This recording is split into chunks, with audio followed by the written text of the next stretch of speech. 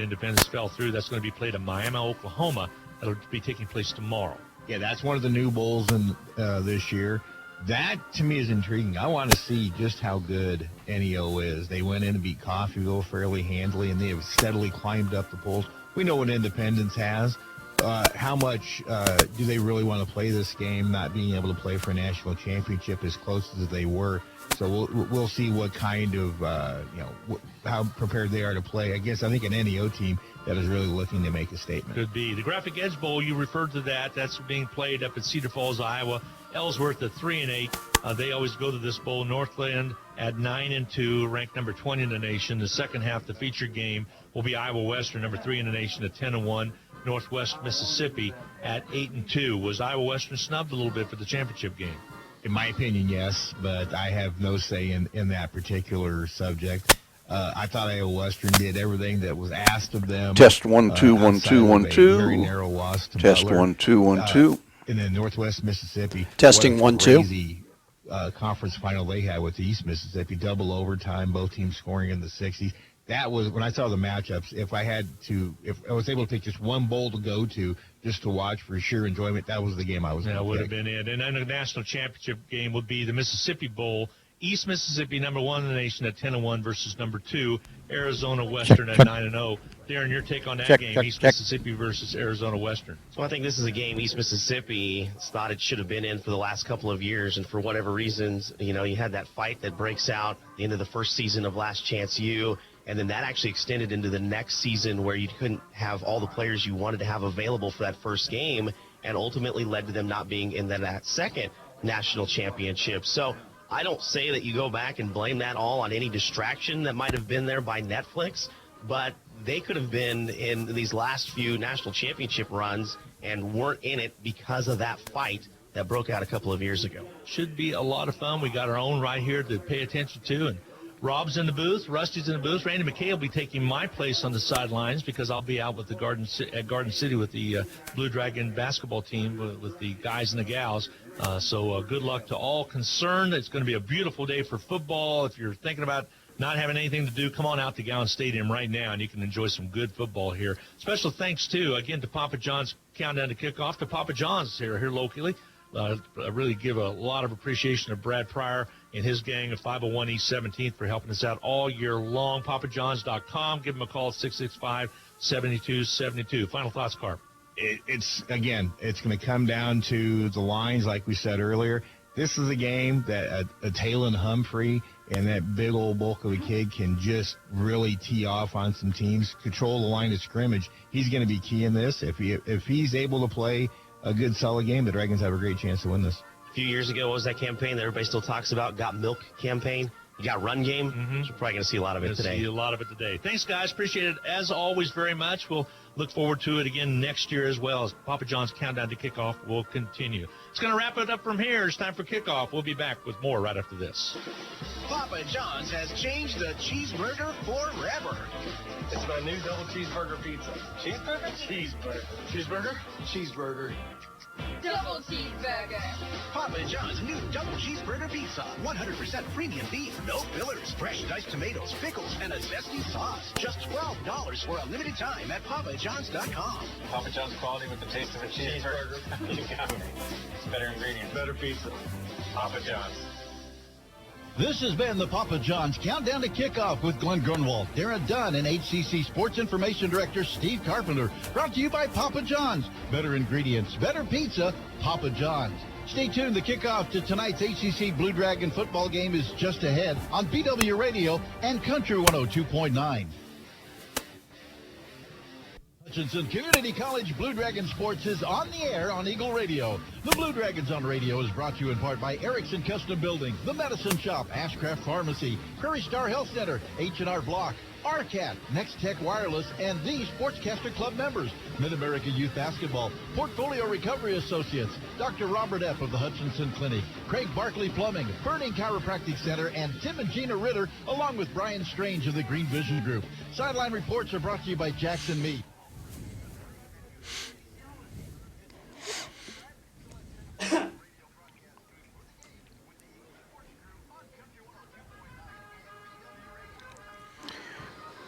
It just might be the best day for football that we've seen all season long. I'm Rusty Hills, joined by Rob Dreher and Randy McKay down on the sidelines, and it is time for the Salt City Bowl.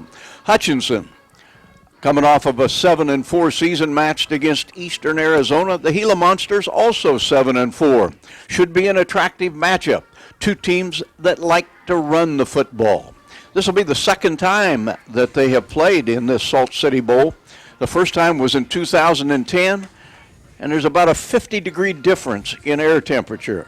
Kickoff this afternoon is going to see a temperature in the upper 50s, maybe even as much as 60 degrees.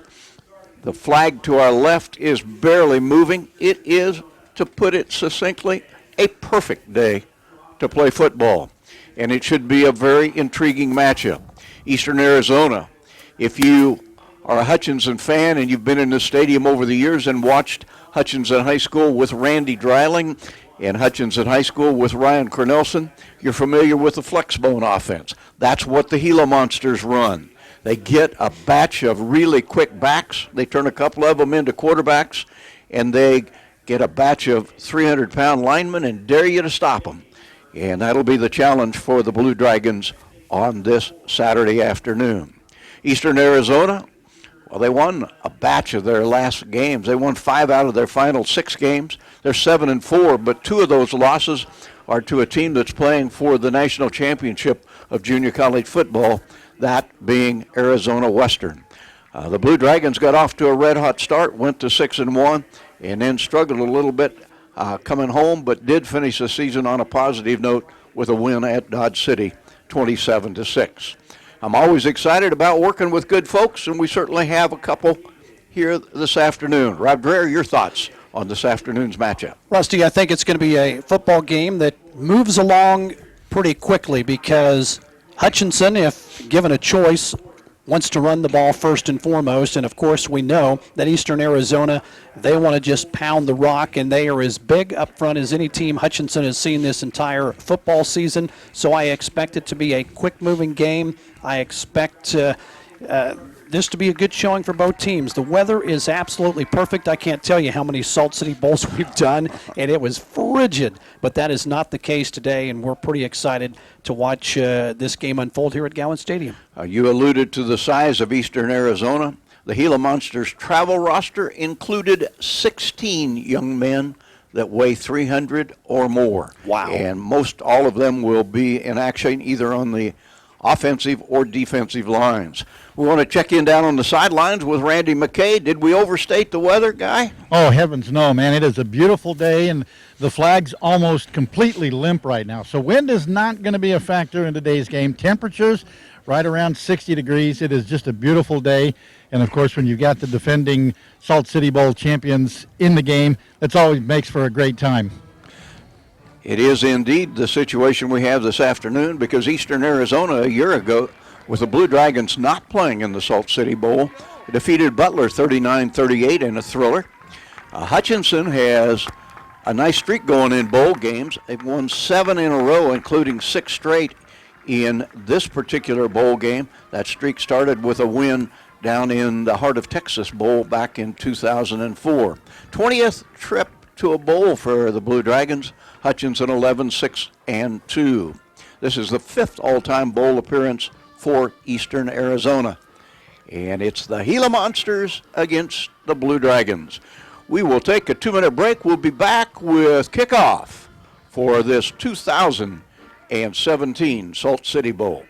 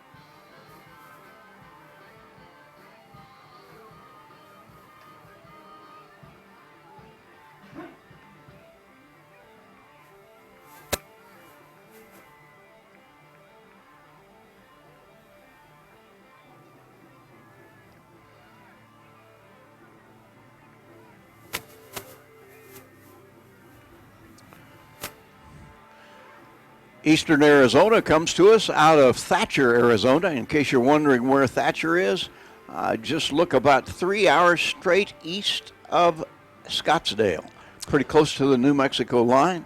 They got a lot of things going for them in that community of about 5,500, including a copper mine in which they've discovered now a vein of gold, and they're putting on an extra 800 people in jobs that pay between $50,000 and $75,000 a year. Thatcher, Arizona, pretty good place to work right now. Rusty, while we were away at break, they had the coin toss representing Hutchinson as a team captain, Story Jackson, Colby Turner, Leroy Watson, and Dominic Taylor. Hutchinson will get the football to start this game. As Eastern Arizona won the coin toss, they defer to the second half. So Dragons will start out offensively. That hasn't been their strength this year. They've relied on their defense for the most part, but it would be nice to come out here and get something going early. Jalen Irwin is back deep for the Blue Dragons along with Desmond Jackson. And Eastern Arizona will protect the goal to our left. That is the north goal in Gowans Stadium. Happy to have a lot of you folks aboard watching on NJCAA television this afternoon, as well as our local listeners on KWBW and KHUT, both stations located here in Hutchinson. And, of course, all of the great fans of Blue Dragon basketball and football that follow us throughout the sports season. KHUT Hutchinson, Country 102.9, and KWBW Hutchinson, 1450 AM and 98.5 FM, as we are ready for kickoff. Patrick LaCour approaches the football, puts his toe in it, and it is a long kick. And it is drilled deep into the end zone, and the Dragons will bring it out quickly to the 10, to the 15, to the 20, to the 25, and breaking outside on a nice return out to about the 27-yard line. I had to question the decision made by the Blue Dragons on that particular play, but a good choice it proved to be. That was a kick that went about 5 yards into the end zone, and Randy McKay can't start any better than that, can you? Great return and good field position as we kick off this Salt City Bowl for the Blue Dragons. Randy's reports brought to you by Oliver's Beef and Brew, Jackson Meat, and Cahoon Kinesiology. Rusty? All right, we're going to start with Chris James at the quarterback for the Blue Dragons. We expect to see a whole batch of quarterbacks in there this afternoon. James stands in a shotgun, man in motion. They fake the handoff, and then James goes straight ahead and crosses the 30-yard line out perhaps as far as the 31. It'll be a gain of 3 on first down. And anything positive for Hutchinson on first down is a good thing. So many times this year the Dragons have been in those 3rd and 9, 3rd and 12, and it's tough for this offense to overcome it. 3rd and 5 or less, we've been pretty successful. And now Eric Forrest is the Hutchinson quarterback. He, too, starts back in the shotgun, brings a man in motion across the formation. 2 wideouts to the left, 1 to the right, low snap, quickly thrown out in the flat, caught by the tight end, shy of the 30-yard line, and he won't get to the 30-yard line. It is a loss on the play on the completed pass. Yeah, and that time, the wide receiver for Hutchinson, when you run that little flare pass, you've got to make that first initial block, and it wasn't done for Hutchinson, thus a loss on the play. So it is a 3rd down for the Blue Dragons, back at their own 28-yard line. 3rd down, basically 10 yards to go. First offensive series of the football game. And a 3rd and long. And Cam Jones, a little shovel pass in the middle. It is intercepted by Eastern Arizona. Coming up with the football with a big play is Ishwa Times. And the Blue Dragon offense apparently has turned it over. Now the officials are talking to decide whether that was an interception or whether the ball hit the ground. Okay, it was a shuffle pass. So unless he intercepted it, it's an incomplete pass. Now, if the defender caught the ball, yes, it's an interception. But, yeah, shuffle pass, and it is not a turnover for Hutchinson. They lived to punt the football. Well, the Dragons used 3 quarterbacks on 3 plays and got a net of 0 yards. And that's something Hutchinson hasn't done this entire season. we'll see how it plays out, or if they figure out maybe who has a hot hand, they stick with that particular quarterback. But nice job by Eastern Arizona on the opening drive. Donovan Gagan will punt the football for the Blue Dragons. Awaiting at his own 40-yard line, Wilbur Cooper, outstanding running back for the Gila Monsters. The snap is okay. The kick is a low-line drive. Should take a Hutchinson roll, and it does. And Goodness. The Dragons will watch it roll all the way down to the 25-yard line. Outstanding punt. Randy, a little bit warm on the field today for this early December. Really, it's not too bad. I think actually perfect football weather. And, of course, I did notice one thing here with the first series of downs is that they were shuffling in the plays through the quarterback instead of the receivers or the running backs. Okay, a lot of times they'll call the play from the sideline, as you mentioned, and thus rotating three different quarterbacks, sending the play in with the QB. That's a different twist, something I'm sure Arizona has not seen on tape. The Donovan Gagan punt, 47 yards, and Eastern Arizona starts from their 25-yard line, and the Dragons are equal to the task.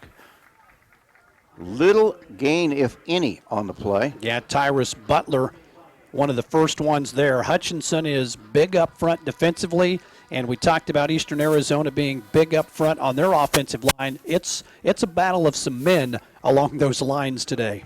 Eastern Arizona, the second-ranked team in the country in terms of rushing offense. And they run that very, very deceptive flex bone. They make no bones about it.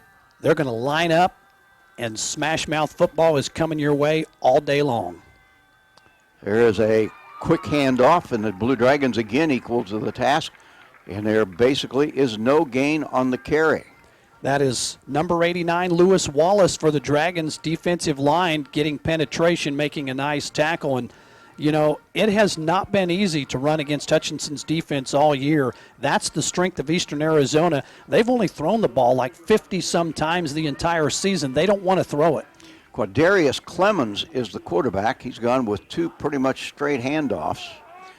Under center, everybody in tight in the offensive set. And the Dragons have him trapped in the backfield, and then he breaks free. Out to the 30, to the 35, and out to the 40-yard line. Started to his right, cut it back to his left, and picks up a first down. Nice scramble by Quadarius Clemens. That's a breakdown on your defense, too, because that time Jerry Jacobs saved what might have been a touchdown. There was no containment on the outside. Hutchinson had the quarterback for a loss, and a super job by the quarterback of being elusive. All right, so a fresh set of downs. They actually put the ball down at the 39-yard line of the Gila Monsters. Clemens takes a snap, hands off, and straight ahead goes Wilbur Cooper. And just by straight power football out to the 43-yard line. That's a nice gain of 4 on first down. Another tackle up front for the Blue Dragons by Lewis Wallace. He goes around 320 pounds. That might be even before he's had breakfast, and he is a load up front, but a good pickup on first down for Eastern Arizona. Again, everybody in tight in the offensive set for the Gila Monsters. Clemens keeps, and now reverses field again, and again he is free at the 50, at the 45, and down to the Hutchinson 43-yard line. Basically the same kind of a play. Starts right, cut it back to the left, able to get to the edge, and they move the chains one more time. Jerry Jacobs, for a second time on this drive, saved a touchdown because he was the only guy out there from his corner position. If he doesn't make that tackle, he's gone for a touchdown. So the Dragons have done a nice job of handling the handoffs, but when Clemens has kept the football, he's picked up good yardage on both occasions. Now at the Hutchinson 44-yard line. Early first quarter in this Salt City Bowl. Clemens hands off, and now a little bit of a hole, and they push the ball down to the 40-yard line. A good gain for Wilbur Cooper on first down of about 4. Randy, if they get 4 yards on first down, they're thrilled, aren't they? Oh, yeah, and of course, as you mentioned, too, the fact that the handoffs have not gained anything, but the quarterback has just been so elusive. They need to have somebody shadowing him on the Blue Dragon defense to keep him contained. He's been a load, no question about that. This is not a team that's going to throw it. They've only thrown 50 passes total all season long. That's about 4.5 a game. And Hutch had them in a 3rd and 10 early on the opening series, and they ran it. There's another scramble by Clemens, and again he is free and close to a first down at the 33-yard line. Adrian Cross came up from his safety position. When safeties are back and have to come up and make tackles like that, it's too many yards and the chains move again. This is exactly what Eastern Arizona wanted to come in here and do their opening drive. And they are at the Hutchinson 33-yard line and do indeed get credit for a first down. So a fresh set of downs for the Gila Monsters. Play clock down to 10. They're going to have to hurry if they get this off. Game clock at 9 minutes already here in the first quarter, no score. Clemens under center. Hands off, straight forward handoff. And again, the Dragons do a pretty decent job. Ball carrier was Patrick Brown. He smacks off the left side. Got between 2 and 3 yards on a first down carry, and that is a win for the defense. Quinn Head made the tackle, number 11. They barely got that play off. There was 1 second on the play clock when they snapped the football. They're going to probably need to get those plays in a little bit quicker. Now Clemens goes off the field, and the quarterback will be Ishwa Times. 44 yards rushing already on this drive, Rusty. Ishwa Times under center. Fakes the handoff, keeps it himself, starts right, breaks back left, and again it works. First down and more, down to the 22-yard line. And I'm beginning to think that's a set play. Start to the right, draw the defense that way, cut it back left. It's worked beautifully each of the 3 times they've used it. Randy, it's just basically a counter, isn't it? For the most part, yeah. And like Rusty alluded to in the pregame, is that Eastern Arizona does not recruit quarterbacks. They turn running backs into quarterbacks. That's the reason why their passing average is so low. Great point. Randy McKay on the sidelines for us here at Gowans Stadium. It's the Salt City Bowl 2017. Times continues to be the quarterback under center. And the officials come running in. It is a first down at the 22 of Hutchinson. First serious scoring threat of the game, and a timeout taken by the Gila Monsters. The timeout comes with 8 minutes to go in the first quarter of a scoreless Salt City Bowl. We return right after this.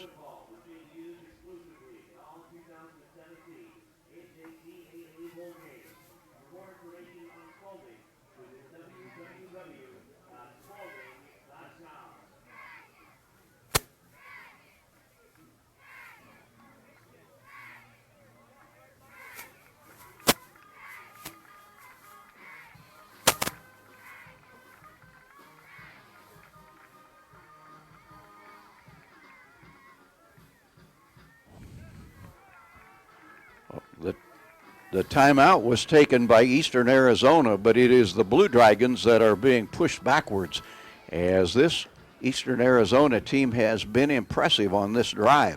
After a nice punt from Donovan Gagan, they took over at their own 25-yard line, and totally on the ground, they pushed it now to a first down at the Hutchinson 22. Multiple times, Eastern Arizona has let the play clock go inside of 2 seconds, and that time it went too far. They had to call a timeout, and they're going to have to get the plays in quicker, or they're going to be burning more timeouts. Already one used here in the first quarter. Times under center, keeps it, starts right, and this time goes right, and is grabbed, but not before he gets all the way to the 15, maybe the 14-yard line. It's a gain of about 7 or 8, and it's the quarterback on the keep that's hurting Hutchinson. Quinn Head made the tackle. Receivers really not even a part of the offense. Those big offensive linemen and the quarterback, they'll slip it to the running back here and there. But my goodness, yeah, the quarterback is the star piece of this offense. So it is a second down and about 2 at the Hutchinson 13-yard line. Times hands off and a nice hole and threw it for a first down. Goes Patrick Brown. Colby Turner, former Hutchinson High standout here locally for the Blue Dragon defense, making a tackle there, but it is a first and goal situation, and right now Eastern Arizona doing anything they want with that powerful offensive line. Yeah, big, huge offensive line. They are winning the battle at the line of scrimmage. and they are just pounding the football, which is exactly what this offense is built to do. And nobody has run on Hutchinson's defense like this. They've got to contain better on the backside with that little counter by the quarterback later in the game. First and goal at the 8, Times keeps, finds a little bit of a hole, is grabbed as he crosses the 5 and dumped backwards by a whole pile of Blue Dragons. But forward progress will be to the 4-yard line, and it'll be second and goal from there. That was, as you called correctly, I'd say about 8 Blue Dragon shirts were in on that tackle, swarming to the football, but still positive yardage, and you're looking now at 4 yards to go to get it in the end zone. And you say if you're this good at running the football, why wouldn't you throw it occasionally? Well, they will throw it occasionally when they get you lulled into thinking that every play is going to be a running play. There'll be a receiver that finds himself wide open. Yep. We saw it many times here locally with Hutchinson High School and Randy Dreiling's offense. And now we have a whistle, and this play blown dead. I think we had another timeout, guys, and that would be the second timeout used by Eastern Arizona already. And we'll take the break as well. Back with 6 minutes to go in a game that for the moment is scoreless in 30 seconds.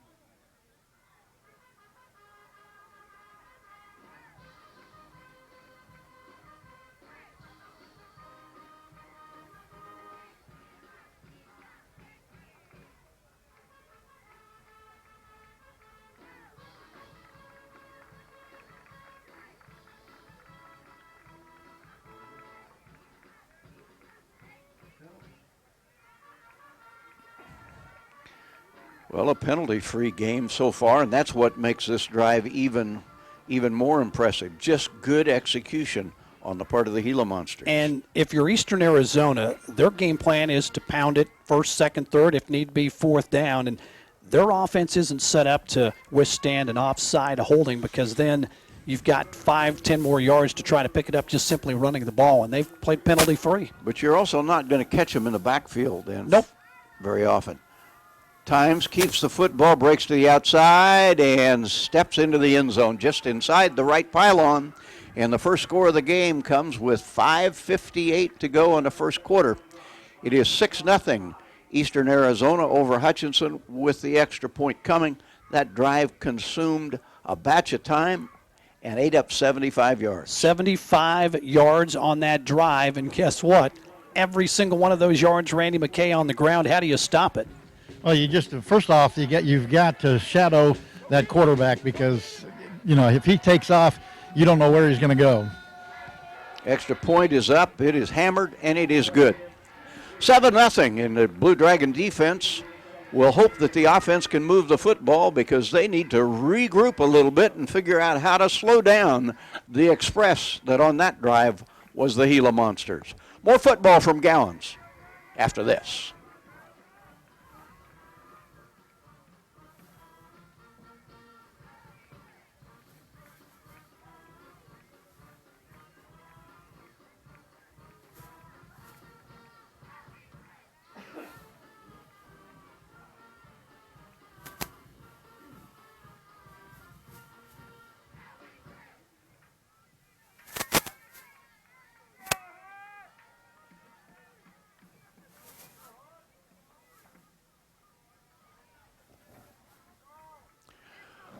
Well, pretty obviously it's going to take a few points to win this football game if you're looking at it from a Hutchinson standpoint, because Eastern Arizona really didn't have any troubled moments on that touchdown drive. The very first time they touched the ball, Hutchinson had him in that 3rd down and 10 back at the 25-yard line and failed to stop him, and then the momentum after that just simply went away. Kick floats down in the hands of Edwards about 3 yards deep. He'll bring it out to the 10, to the 15, to the 20, to the 25. Nice return out close to the 35-yard line. Nicely done by Marcus Edwards, the young man from Kissimmee, Florida. He was the Blue Dragon Special Team Player of the Year, along with Luke Niemeyer, the kicker, when the Dragon coaches handed out their awards at the end of the season. He's explosive, and right now the return game has been the best thing Hutchinson has seen here today. Well, the Blue Dragons on their first set of downs used 3 different quarterbacks and didn't pick up a single offensive yard. That obviously needs to change if Hutchinson is to be a part of this football game. And I've never seen that before. I've never seen this late in the season a team use 3 different quarterbacks like that. It is Cam Jones, and for the first time under center, he pitches it back, and the Dragons will run it, and there's a nice hole, and all the way out to the 45 to the 50-yard line for the Blue Dragons goes B.J. Emmons. B.J. Emmons is the Blue Dragon Offensive Player of the Year. He is explosive. He's a guy that will play big-time Division I football, and nice blocking up front. Hutchinson, they'll have to move the chains on this drive and give their defense a rest. 17 yards on the carry by Emmons. Jones remains in the game at quarterback. Pitches again to Emmons. Emmons tries to get to the right side, turns the corner at the 45, at the 40, battling in. Should have a first down inside the 40-yard line. Another gain of double digits for B.J. Emmons. Randy McKay, you can see fresh legs. These teams have had about 3 weeks off. And most definitely, and of course, that first play, just wanted to let you know that he cut it inside of a blitzing defensive back from the outside, which allowed him to get a little bit more extra yardage. That time, another great run by Emmons. Yep, live and die by the blitz sometimes, and boy, that was impressive. Oliver's Beef and Brew, Jackson Meat, and Tycoon Kinesiology bringing you Randy McKay's reports on the sideline. Glenn Grunwald would normally be there, but he's on the way to Garden City to cover Dragon football. Jones unloads, open receiver, cut for a touchdown! Wow! Right down the middle, perfectly thrown. Jawan Johnson hauls it in, and the Blue Dragons put together a 65-yard drive of their own on just 3 plays. Well, that was the second pass attempt for the Dragons, and it was a dagger because Eastern Arizona loaded the box. They're expecting run and a wide-open receiver down the middle. You just thought for a moment it might have been overthrown, but a nice catch by the receiver. And now Luke Niemeyer to toe through the extra point. Didn't look like he caught all of it, but it's inside the left upright. And this game is tied at 7. That didn't take long. 4:54 remains in the first quarter. 7 apiece. Back after this.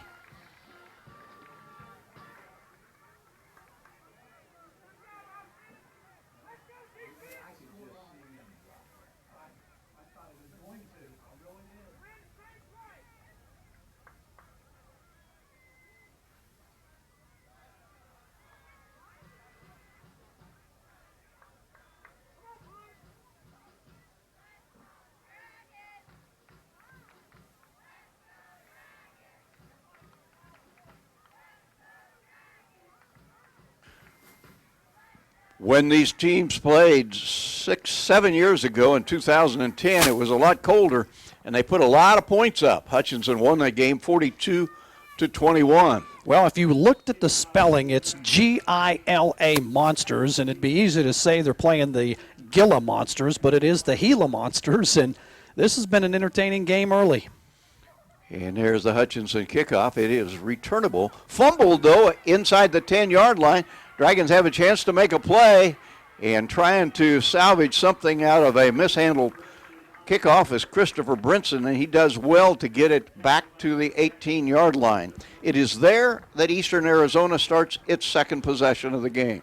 Antoine Benjamin, nice special team tackle for the Blue Dragons. He is out of Georgia as Hutchinson sends their defense out there. Be interesting to see, Rusty, if they make some adjustments to try to counter the counterplay by Eastern Arizona where they start one direction, cut back, and it's been wide open. You really have to be disciplined against this offense.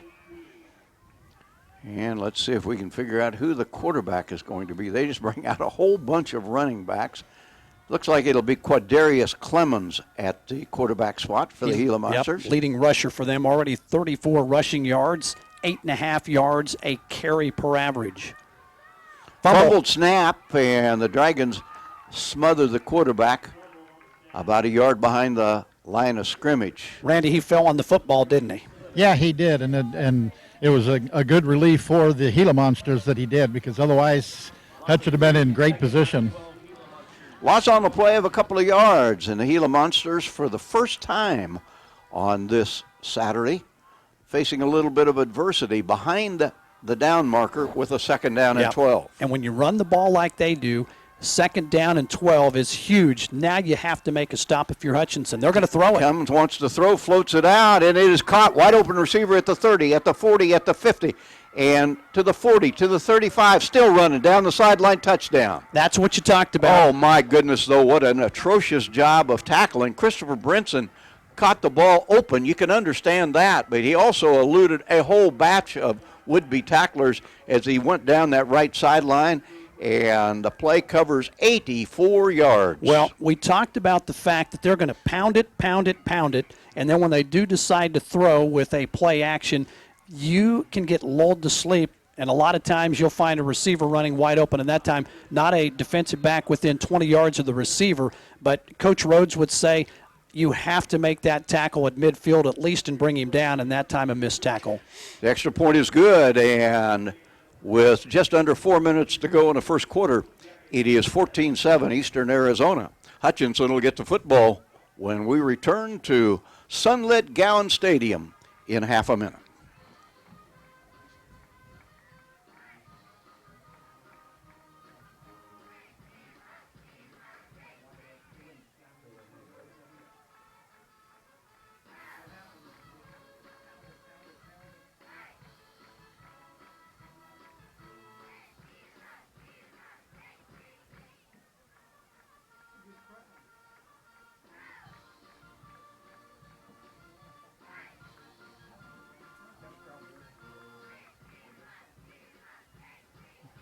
Hutchinson answered the first touchdown of the game by the Gila Monsters with a score of its own. And we'll see what Hutchinson can do as it tries to respond to yet another Gila Monster score. This one, though, via the airways. 14-7. Patrick LaCour will kick it for Eastern Arizona. Nice kick. Again, will come down. Taken right at the 1 yard line. Brought out quickly to the 10, to the 15, to the 20. Another great return. Out to the 30, to the 35, and nearly out to the 40-yard line. And a late hit will tack 15 more on the end of another great return by Marcus Edwards. That has been the best thing for Hutchinson in the football game so far. The return game has been spectacular all three times. If the kicker doesn't make the tackle that time for Eastern Arizona, we might still be running down the sideline, but there'll be a personal foul penalty, first penalty of the entire football game, and that's going to put Hutchinson in brilliant field position. Marcus Edwards, how about 3 kick returns? Every one of them has been very, very impressive. Yep. Little guy, you don't have to be big to play junior college football, 5'9", 168 pounds. Shoot, Josh Gooch will be down to those numbers before long. Talking about the Hutchinson athletic director. All right, we are talking about Hutchinson's athletic director, who is on a campaign to lose a bunch of weight and doing an impressive job of it. Thanks in part to Tycoon Kinesiology. Dragons give to Desmond Jackson. Jackson is grabbed right at the line of scrimmage, hurled down, but they hurled him toward the goal line that the Dragons are chasing, and it turns into a gain of almost 3. When I talked to Ryan Rhodes, the head coach of Hutchinson, on the last Dragon Talk, and we talked about different awards, the most surprising player was Jackson, who just carried the ball. He said he just brings his lunch pail every day to practice and in games and gives it his all and has done a good job from the running back position. All right, this time from the shotgun. Jackson comes across the formation, gets the handoff, cuts it upfield, and is grabbed right near the line of scrimmage. Might have gotten back to the line of scrimmage. Let's call it no gain on the play. It'll leave Hutchinson with a 3rd down and 8. And if Hutchinson has struggled this year, it oftentimes has been when it's a 3rd down, predictable passing situation that is of the long variety. Hutch really good when it's 3rd down, 5 or less, or 2nd down, a little more unpredictable. This has been at times tough for Hutch to pick up. This would be a nice time to convert on a 3rd down and 8 situation. Now the Hutchinson quarterback is Eric Forrest. He likes to roll out and throw. Let's see what happens here on 3rd down and 8. From the shotgun, now stays put, and the pass is deflected and falls incomplete. Yep, defensive back up at the line of scrimmage, read the quarterback's eye, jumped couple feet in the air and knocked the pass down. Dragons did have a wide-open wide receiver that time, but couldn't get it to him because of some athletic play by the defensive back there for Eastern Arizona. So the Dragons nullify a nice kickoff return and great field position by not being able to pick up a first down. And now Donovan Gagan will try to pin the Gila Monsters deep. Line of scrimmage, the 41-yard line. Kicks it straight ahead. Dragons are down there, and they will watch this thing bounce backwards and out of bounds near the 5-yard line. It will be great field position from a Hutchinson standpoint, not nearly so much so for Eastern Arizona. That's an outstanding job of punting. Anytime you can get the ball inside the 10-yard line, you are ecstatic from a coaching standpoint. And Randy McKay, I know the field conditions are perfect, and how many days in Kansas do you get where the wind is not even blowing at 3 miles an hour? In December, probably none. But that was a great job on the kick, and it was surprising that there weren't any flags for ineligible receiver downfield or ineligible man downfield because Gagan held the ball so long before he kicked it. Good point. All right, the Gila Monsters start at their 6-yard line. And now is where you really need to stop if you're a Hutchinson fan, as you've got the Gila Monsters backed up. Quadarius Clemens hands off. The Dragons have been good on those handoffs, and they'll contain this play to a gain of perhaps a yard. Lewis Wallace, number 89, has been a man amongst boys. Even going against that big offensive line for Eastern Arizona, that's the third time he's made a solo stop himself, beating the guy in front of him, getting a little penetration and making the tackle. Wilbur Cooper gains a yard. He is used to picking up lots of yards. He's the leading rusher on a team that is second in the country in terms of yards per game rushing. Had 670 yards coming into this one, but he didn't add much to his total on that first down carry. 158 total offensive yards to Hutchinson, 67 here early. And there is a keep by the quarterback. Faked the handoff and then turned it straight upfield. Clemens out to the 10-yard line. It is 3rd down and 6. A great opportunity for the Hutchinson defense to make a play here and get the Gila Monsters offense off the field. And guess who made the tackle? Number 89 again. He has absolutely stolen the show for the Hutchinson defensive line early as they continue to kind of switch him around on that defensive line. 3rd down and 6. The toughest situation that the Gila Monsters have faced so far on this Saturday afternoon that sees them leading Hutchinson 14-7. Clemens hands off, and Cooper will not pick up the first down. Slanted left, got a couple of yards, and that is all. And Eastern Arizona will punt the football away. And Hutchinson should come out of this with good field position. Okay, Rusty, I'm going to give you one guess who made the tackle again. It was number 89. He is absolutely putting on a show. And if I go back to the sideline as an Eastern Arizona perspective, I'm like, we got to find a way to double team this guy because he is absolutely wrecking our game plan. The punt will come out of the end zone. Patrick LaCour will probably try to kick it away. There's a flag on the play, and the punt is kind of a shank off the side of the kicker's foot. And it is down at the 45-yard line. No chance for a return. That's the 45-yard line. Yep.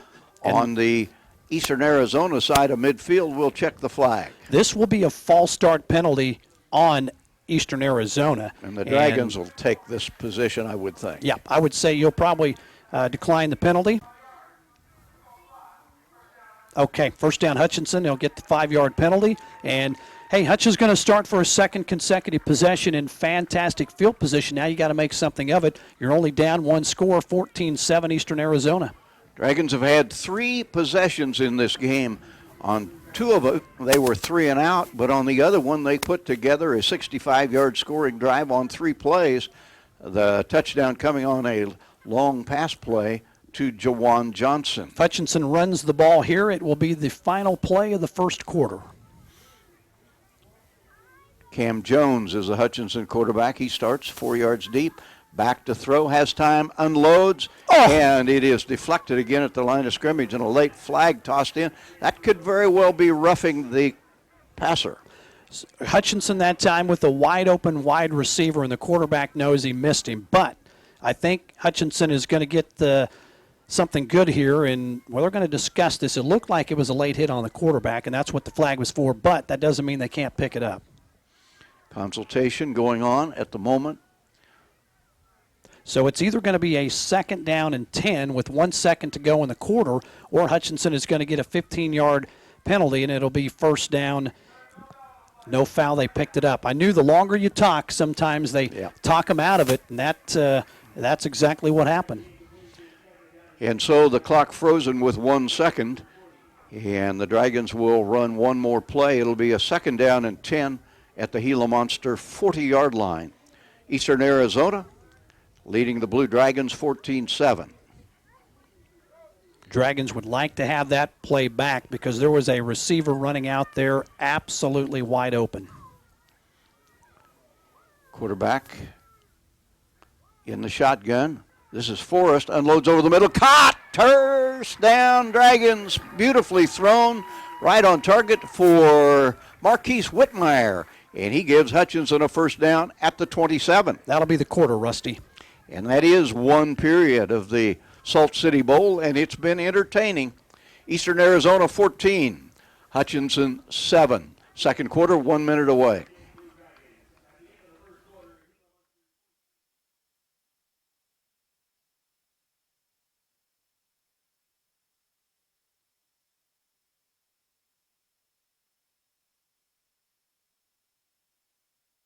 Good afternoon, football fans. On behalf of the Salt City Bowl Committee, welcome to Hutchinson, Kansas in historic Gowans Stadium. The Salt City Bowl is a reward for our participating teams, recognizing their great seasons and to appreciate all the hard work that was required to achieve that success.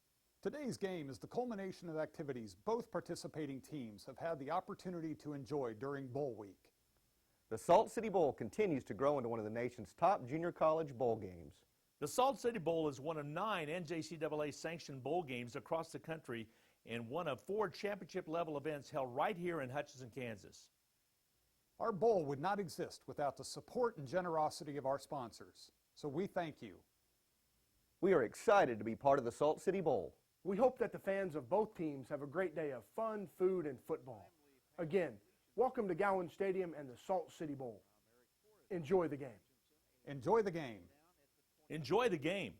Enjoy the game. It would appear Hutchinson has had success throwing the football more than they've had running against this defense from Eastern Arizona.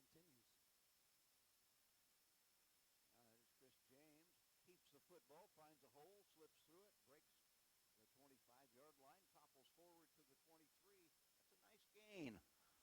Almost 5 yards on 1st down. Let's call it a 4-yard gain. 2nd down, 6 at the 23. Randy, the offensive line's done a pretty good job for Hutchinson. That they have, and of course, just that one batted down pass just a few minutes ago in the first quarter that really the defensive lineman was just able to get up and in the air and bat it down. Dragons split 2 receivers wide to the right side of the field, 2 in a stack on the left side. Man in motion across the formation.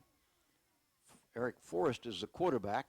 Juggles the snap, now controls, looks, delivers a wobbly pass, and it's intercepted at the 20-yard line, and down the sideline go the Gila Monsters.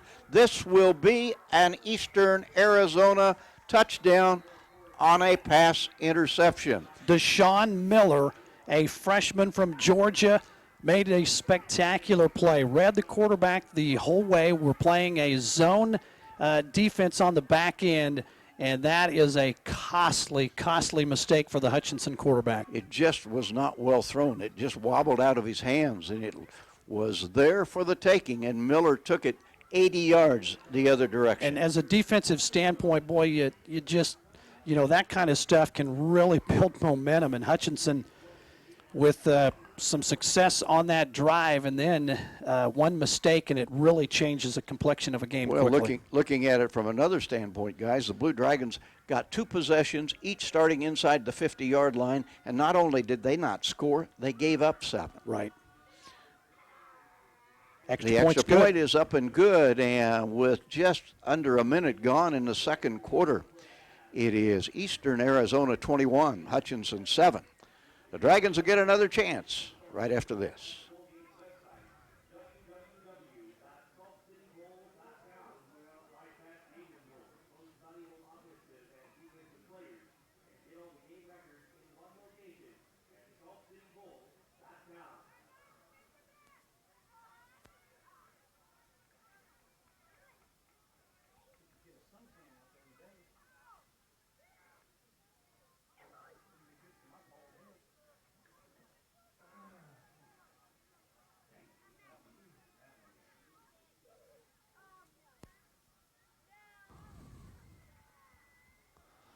Well, the Blue Dragons have had their opportunities, but it is the Gila Monsters that have capitalized on their chances to take an early 14-point lead, 21-7. Still 14 minutes to play in the first half.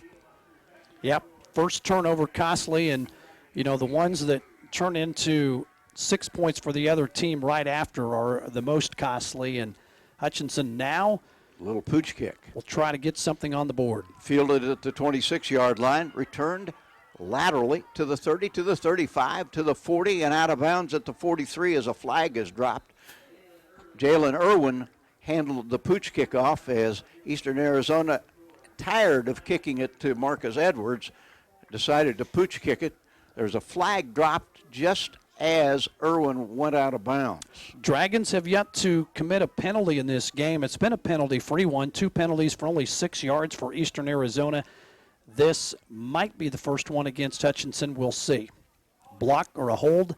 Yep, against the return team. So that'll cost Hutchinson 10 yards from the spot of the foul. And still pretty good field position at 31. the 31.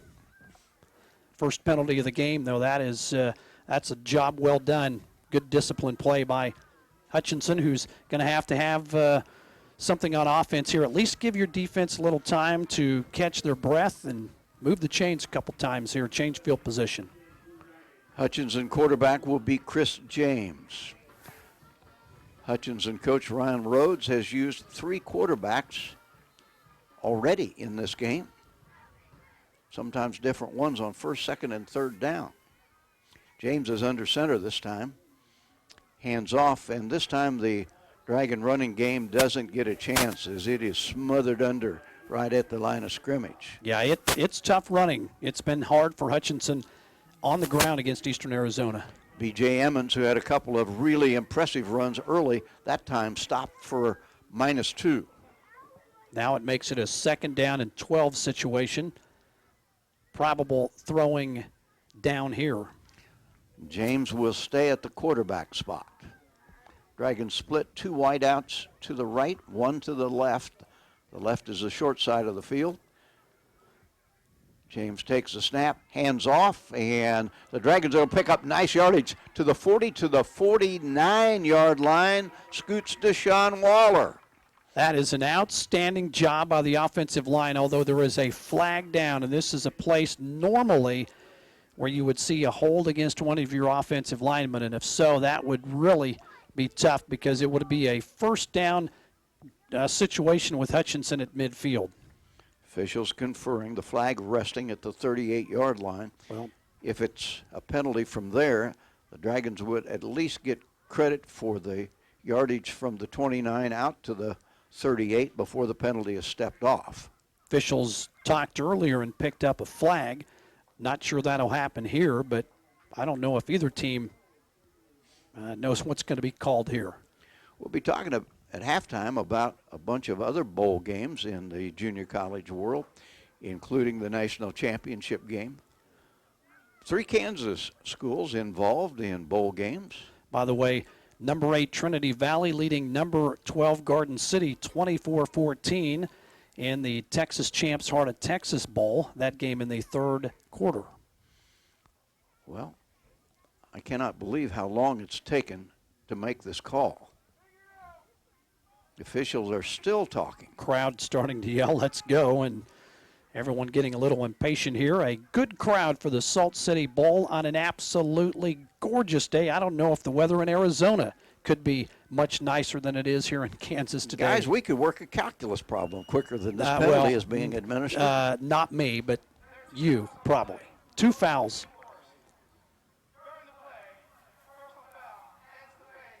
Okay, personal foul, hands to the face defense. After the play, personal foul, Hutchinson.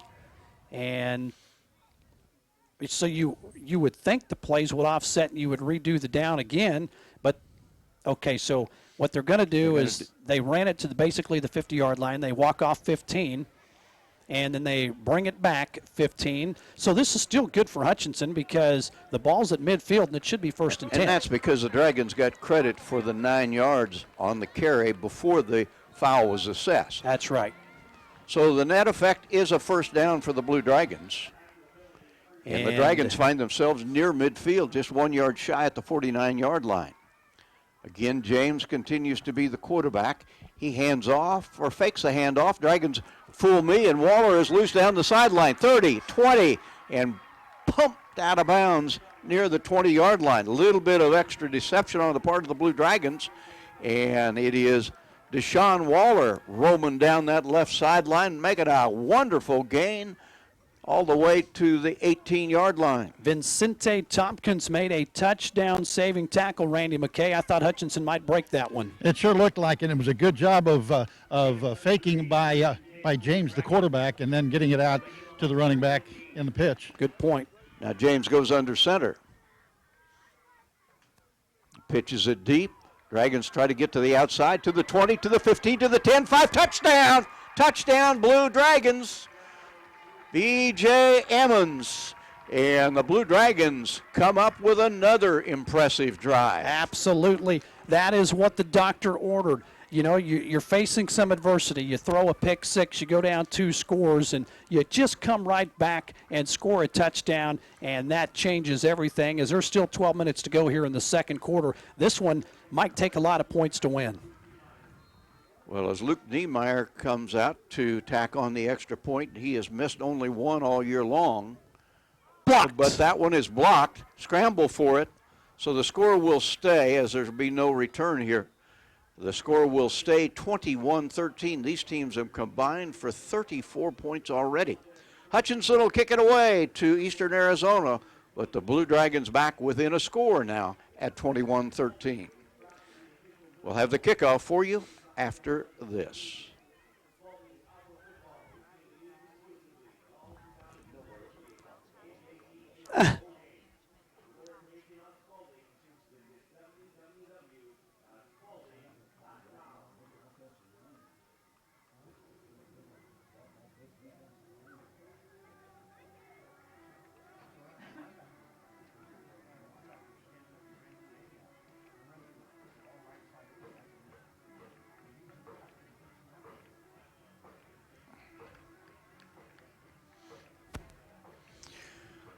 If you are entertained by offensive football, you belong in Gowans Stadium. If you're out driving around Hutchinson on this beautiful Saturday afternoon, why not stop by and take in the second half of this football game? It looks like this one might stay entertaining right down to the very end. The Dragons have won 6 straight bowl games and trying to make it 7. And that last touchdown was a big-time possession for the Dragons as they will kick off down by 8.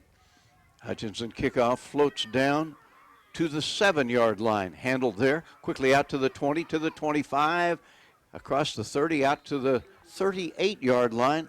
On the return for the Gila Monsters goes Christopher Brinson.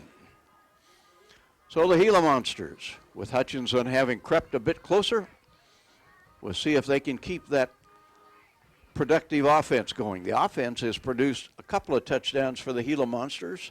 The Hutchinson offense has produced a couple of scores.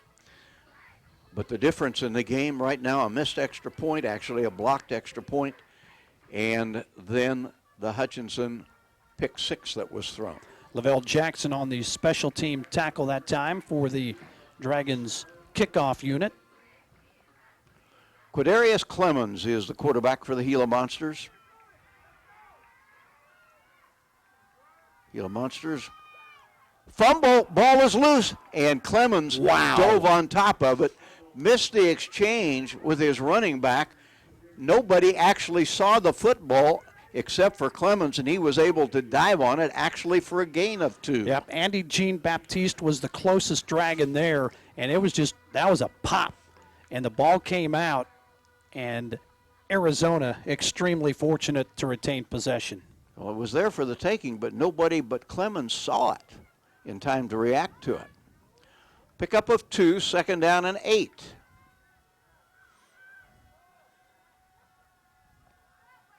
Clemens pitches it deep. Dragons pursue, but they get to the edge, do the Gila Monsters, and the Gila Monsters take it all the way out to the 45-yard line on the capable legs of Donald Lynch. Kareem Gibson out there for the Dragons to make the stop, Randy, and Boy, this game's been physical up front, hasn't it? It definitely has, and you know what? The Blue Dragon defensive line really gives nothing away to the offensive line of the Gila Monsters. They're all big. I agree. Oliver's Beef and Brew, Jackson Meat, Cahoon Kinesiology, bringing us sideline reports here from beautiful Gowans Stadium. 3rd down and 2 for the Gila Monsters. And I don't know. I don't think they got it. They needed 2. It's going to depend on forward progress. And the official comes running in from the far side, and it looks like a spot that's going to be short of the first down. He's short. Now, I don't think you're going to see the punting team from Eastern Arizona come out onto the field here on 4th down. I'd be surprised. Well, it's 4th down and a foot.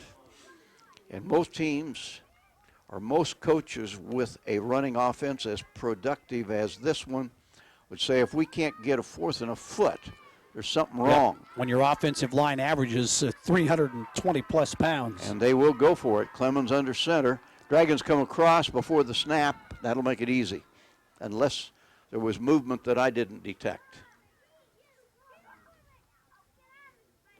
Dragons, 2 penalties in the game. Eastern Arizona with 3. Arizona pointing against Hutchinson. Still waiting on the officials, and they will say offside. Good job that time by the quarterback, changing the inflection and drawing a defender offside. So on a 4th down and short situation, Dragons come across early, and that'll give a 1st down now for Arizona. And the football moved now into Hutchinson territory at the 48. Boy, if you're a Hutchinson fan, you would like to see a turnover. Hutchinson with 1 turnover. Eastern Arizona has yet to turn it over. They coughed it up on this series, but recovered it. Clemens gets a high snap, hands off to Cooper, and Cooper has been contained by the Dragons pretty effectively this afternoon and continues to be, as Wilbur will get just 2. I'm telling you, it is men on men. That defensive line and offensive line, there's some physical play going on, and no yardage is easy. It seems both teams have had more success when they're able to throw the ball down the field a little bit. 2nd down and 8 at the Hutchinson 46. Clemens hands off, and the Dragons grab the running back almost before the ball's handed off. No chance whatsoever for the Gila Monsters, Wilbur Cooper, to get anything going. It'll be 3rd down and 8. Randy McKay, that's number 89, Lewis Wallace today, and he's had one of the best games I've seen from a defensive lineman. Well, for sure he has, and it's just been a fantastic job. And I think the obvious point here is if they hand the ball off, the Blue Dragons have a chance. Yeah, good point. Yep.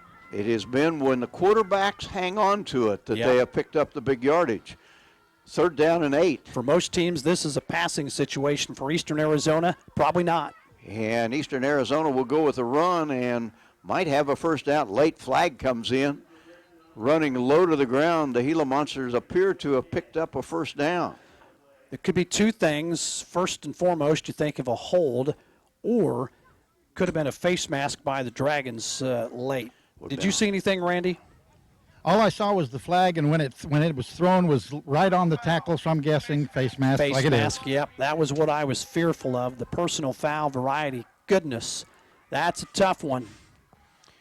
Well, the ball carrier, Christopher Brinson, was running low to the ground.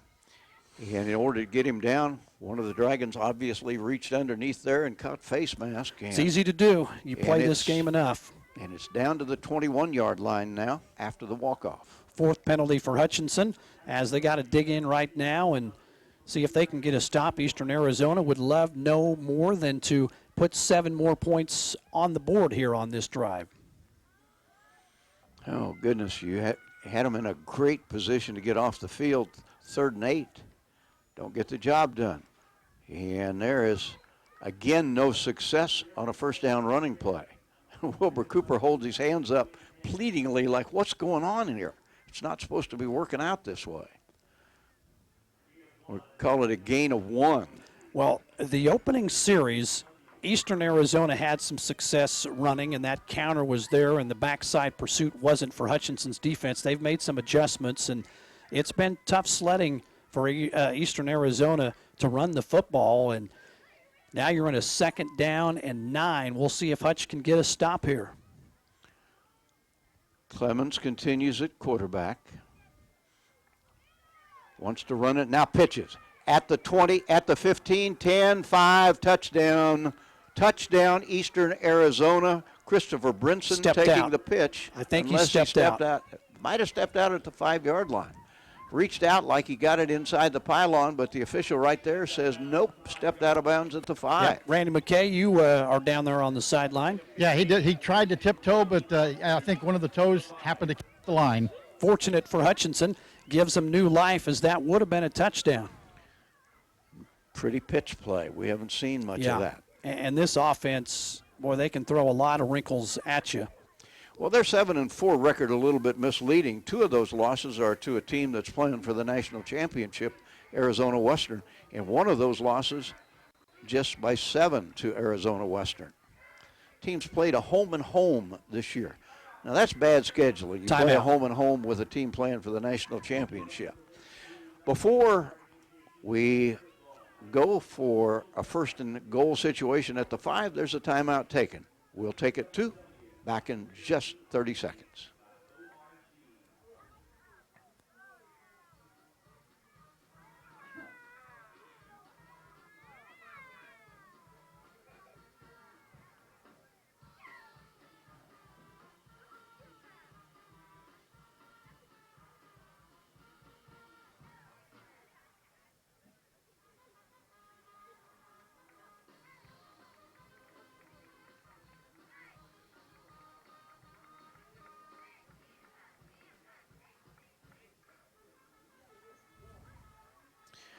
Well, a very productive offense for Eastern Arizona with an enviable situation. 1st and goal at the 5. Eastern Arizona with 200 yards of offense with 7 minutes and 17 seconds to go here in the 2nd quarter. Hutchinson with 133 yards of offense, as we've seen the football moved in this game. And 80 yards of that offense for Eastern Arizona through the air. Yeah, and that's a surprise, 84 yards passing.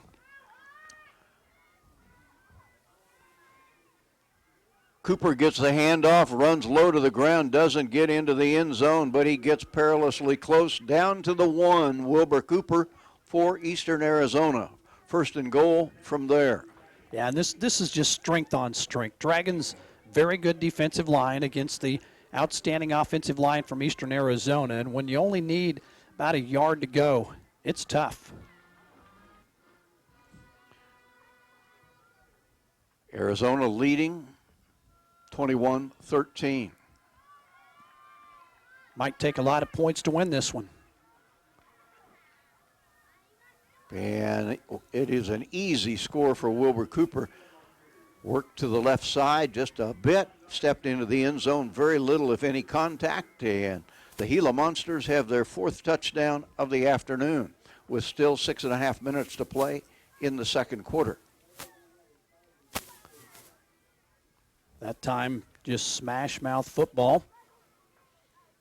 And you get down inside the 1-yard line with that kind of an offensive line, and you're asking a lot of your defense. Patrick LaCour will try to tack on the extra point. Now he's missed some, but so far on this Saturday afternoon, he has been perfect, and that continues. It is Eastern Arizona 28, Hutchinson 13, with the Gila Monster kickoff up next.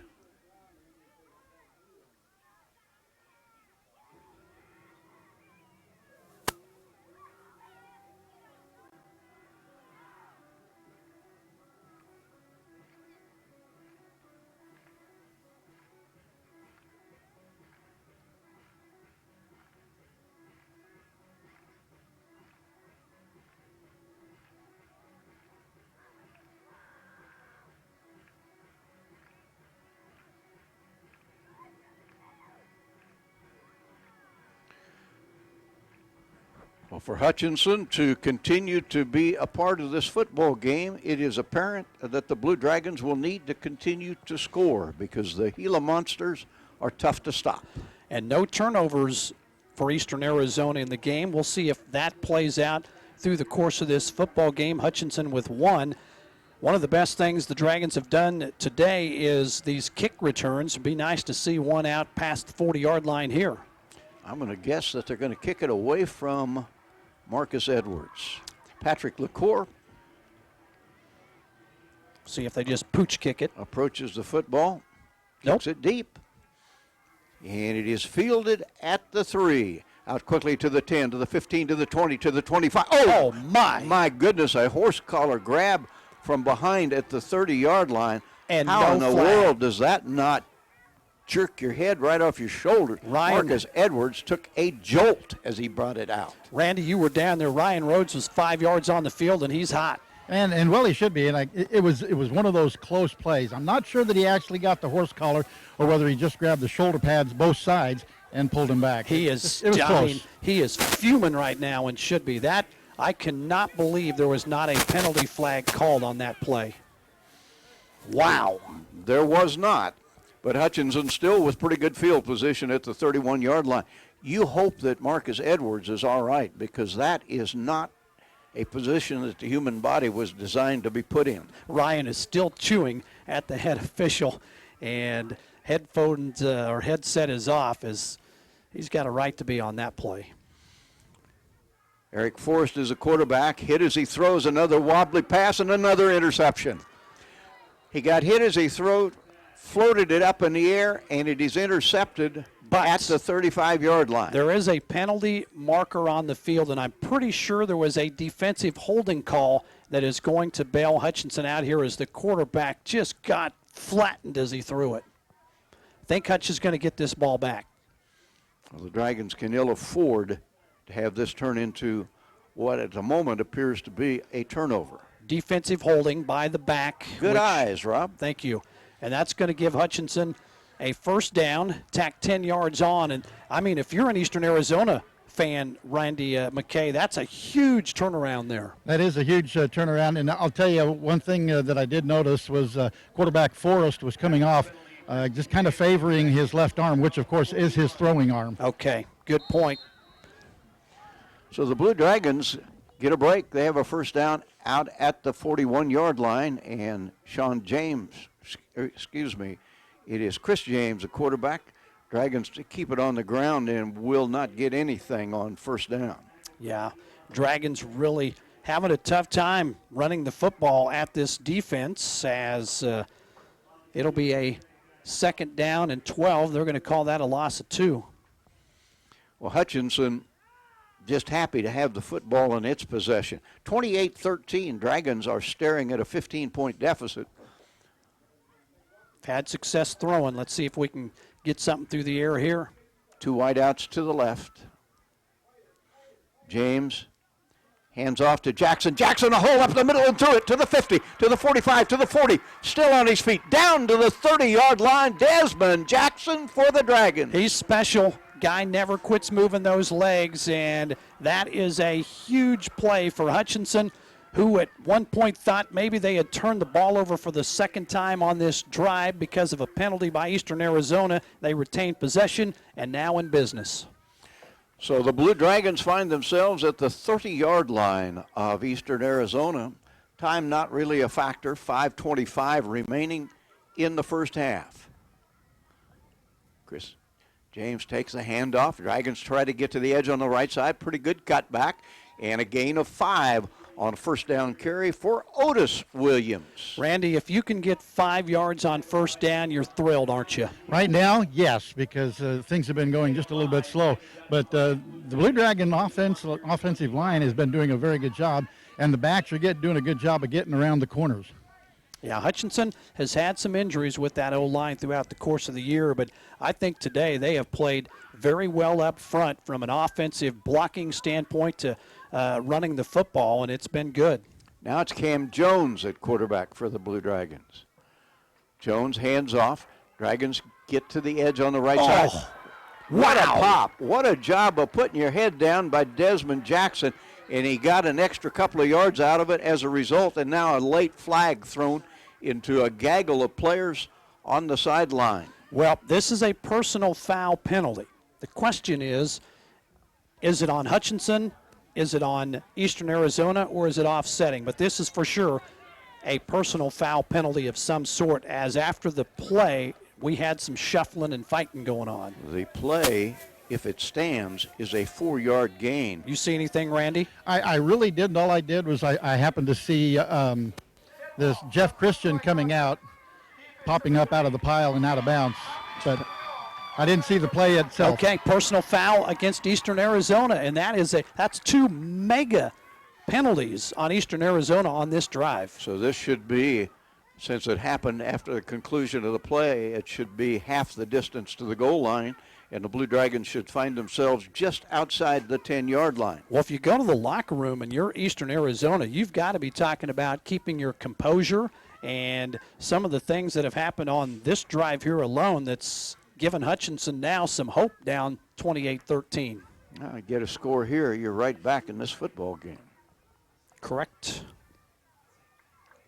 And we're going to have a timeout taken, officials. Well, I can tell you it wouldn't be by Eastern Arizona because they've burned all 3 of their timeouts already. Hutchinson has all 3 left.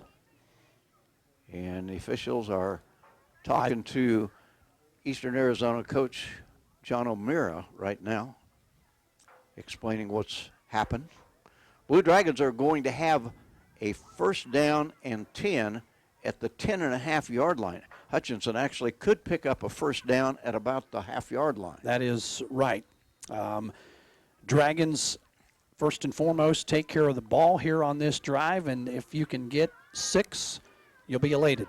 Cam Jones is the Hutchinson quarterback. They pitch it to Jackson. Jackson trying to get to the edge. He's at the 10 and battles his way down to the 5-yard line. Another solid run for Desmond Jackson, a young man from El Dorado, Arkansas, has given Hutchinson an enviable 2nd down and 4 at the 5. 5 carries, 41 yards, averaging about 8 yards a pop. When he gets the ball, he has made the most of his opportunities here today. Now the Dragons need to finish this one off. Still 3 minutes, 35 seconds to go in the 2nd quarter. Hutch trails 28-13. Cam Jones under center this time. Hands off. Jackson battles for a couple. Toppled at the 3. Going to be a couple yards short of that 1st down. As you mentioned, Hutchinson can get a 1st down without getting the ball in the end zone. Big moment in this football game for both of these teams. Hutchinson down 28-13. Would love to creep a little bit closer before halftime. Eastern Arizona, obviously, with other aspirations. Probably don't want it to happen, but I think Hutchinson has 2 downs here to basically pick up 2 yards. And it's going to be a quarterback keep, and nicely run by the Blue Dragons. Easy journey to the end zone for Chris James. Chris James sold the fake that time beautifully. Wasn't touched as he goes into the end zone. Now do the Dragons go for 2 here? Well, at some point you're going to go for 2, but I don't think you have to do it right now. Nope, you stay within a touchdown and an extra point situation by kicking the extra point. Yeah. It'd have to be a 2. But this time the Dragons will try to make it 28-20. The kick this time is up, and the kick this time is good. Hutchinson is within 8. 28-20 Eastern Arizona with the lead. 2 minutes, 46 seconds to go till halftime. More from Gowans up next.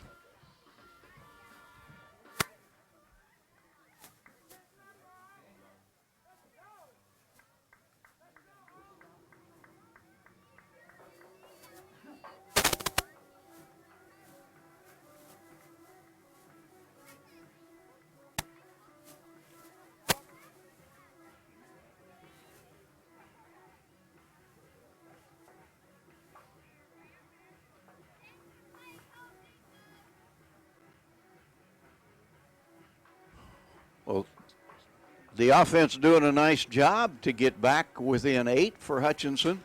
And now the Blue Dragon defense will be called on to stop an Eastern Arizona team that has also been very productive offensively with 4 scores in the first half, 3 by the offense. Statistics pretty close. 205 yards total offense for Eastern Arizona. Dragons now with 181 yards. Eastern Arizona 5 penalties for 62 yards, Hutchinson 4 for 46, but 2 humongous penalties on that last drive that hurt Arizona. Kickoff floats down to the 5-yard line. Taken there, brought out to the 10, to the 15, running laterally. That's a mistake, and the Dragons with a tremendous job on kickoff coverage. And Eastern Arizona, inexplicably, when you field the kickoff on the 5-yard line and you start your offensive series at the 6, that's not a good job by the kick return team. That was an unbelievable job by the Dragons special teams, and other than the blocked field goal, the special teams unit for Hutchinson today has been even better than special. They're going to actually let him have credit for forward progress out to the 14-yard line. And the Dragons have all 3 of their timeouts too, Rusty. So if you can get a stop here without allowing a first down, preserve some of the clock, you could get good field position and the ball back with a chance to get another score. Quadarius Clemens is the quarterback, and the Dragons are drawn offside, I believe, or was there motion? Boy, both teams are pointing at each other. It didn't even seem like anybody was lined up yet, and flags started to fly. Donald Lynch started backwards. Offsides, Dragons. And he can do that because he was the only one in motion for Eastern Arizona, and the Dragons drawn offside. Now, Hutchinson has going for it the fact that this is an offense that likes to stay on the ground. And going 85, 90 yards in a short period of time is a challenge for any team that runs the flex bone. Well, now, though, it's a 1st and 5 and going to be tougher to get a stop here without them getting a first down. Clemens keeps, Clemens cuts, spins, doesn't get a whole lot. Out to the 22-23. Short of the first down, clock will continue to move, and by the time Eastern Arizona snaps it again, we'll be near the 2-minute mark of the first half. 28-20 football game, Eastern Arizona leading Hutchinson in a very entertaining contest on absolutely a magnificent Saturday afternoon. That was Caleb Bryce, number 37, with a tackle on that play. But when it's 1st and 5, you get a couple. It's still a short yardage situation on 2nd down. Clemens back, wants to throw. He can throw it, floats it downfield. It is up for grabs, and it is caught at the 42-yard line. Dragons had pretty good coverage, but Eastern Arizona got Isaiah Esdale down there. He went up and won the jump ball, but there is a flag dropped. Coverage that time by Michael Witherspoon. He turned around, but that time the receiver just climbed the ladder, went up, and made a very athletic play, and kudos to him. Sometimes guys make good plays. Now we got to sort out and see what the flag's all about. Unsportsmanlike play on the offense and another huge penalty. So you get credit for the completion, but it knocks the ball back 15 yards for something that happened after the play. And if I'm the head coach of Eastern Arizona at halftime, I'm screaming at some guys because that is right now really hurting their football team. So the net result is the football at the 44-yard line of Eastern Arizona. The clock moving with 1:45 to play in the first half. Eastern Arizona leading Hutchinson 28-20. And they have no timeouts left. Clemens pitches deep. Lynch catches. Dragons chasing. Lynch able to get to the edge, pick up some positive yards, but not many. It'll be a gain of about 3 for Donald Lynch. Boy, Adrian Cross, though, number 5 out there, possibly makes a tackle for a loss, and he kind of whiffed, and he knows it, hit himself in the head after the play and said, I got to do better than that. But it now makes it a 2nd down and 6. Well, the play did not get to the out-of-bounds line, so the clock continuing to move, and we're down now to a minute to play in the first half. Clemens under center, hands off. Oh, Wilbur Cooper gets loose. Wilbur Cooper all the way down to the 35-yard line and down to the 30-yard line before stepping out of bounds. Adrian Cross, that time, if he doesn't make the tackle, Randy McKay, that's a touchdown. Well, for sure. And I think that's actually the first time that any of the running backs have been able to break loose for the Gila Monsters. Yeah, you're right. It's been pretty much the quarterback. Patrick LaCour, the kicker for Eastern Arizona, has a long make field goal wise of 43 yards. So the Gila Monsters are within range for him, but with 54 seconds to go, they have higher hopes than that. They pitch it deep to Cooper, and he throws it downfield, and it is caught for a touchdown. Caught for a touchdown right in front of Blue Dragon defender Jerry Jacobs, and that reception pulled in once again by Isaiah Esdale. Beautifully thrown by Wilbur Cooper on the flea flicker. Yeah, and it's just one-on-one coverage out there. You're on an island, and he turned around at the last minute and saw the football. Receiver, though, making a play on the ball and doing a good job of securing the catch, and sometimes that's tough for a defensive back. Well, the passing game has produced 2 scores for the Gila Monsters. Almost a block, but no good. Or points goes wide of the markers. So both teams have missed one. Yep. And with almost 50 seconds to go in the first half, it's a 34-20 lead for Eastern Arizona. Hutchinson will get one more chance with not a whole lot of time to do anything with it. But then again, it didn't take long for the Gila Monsters. We'll see what happens when we return.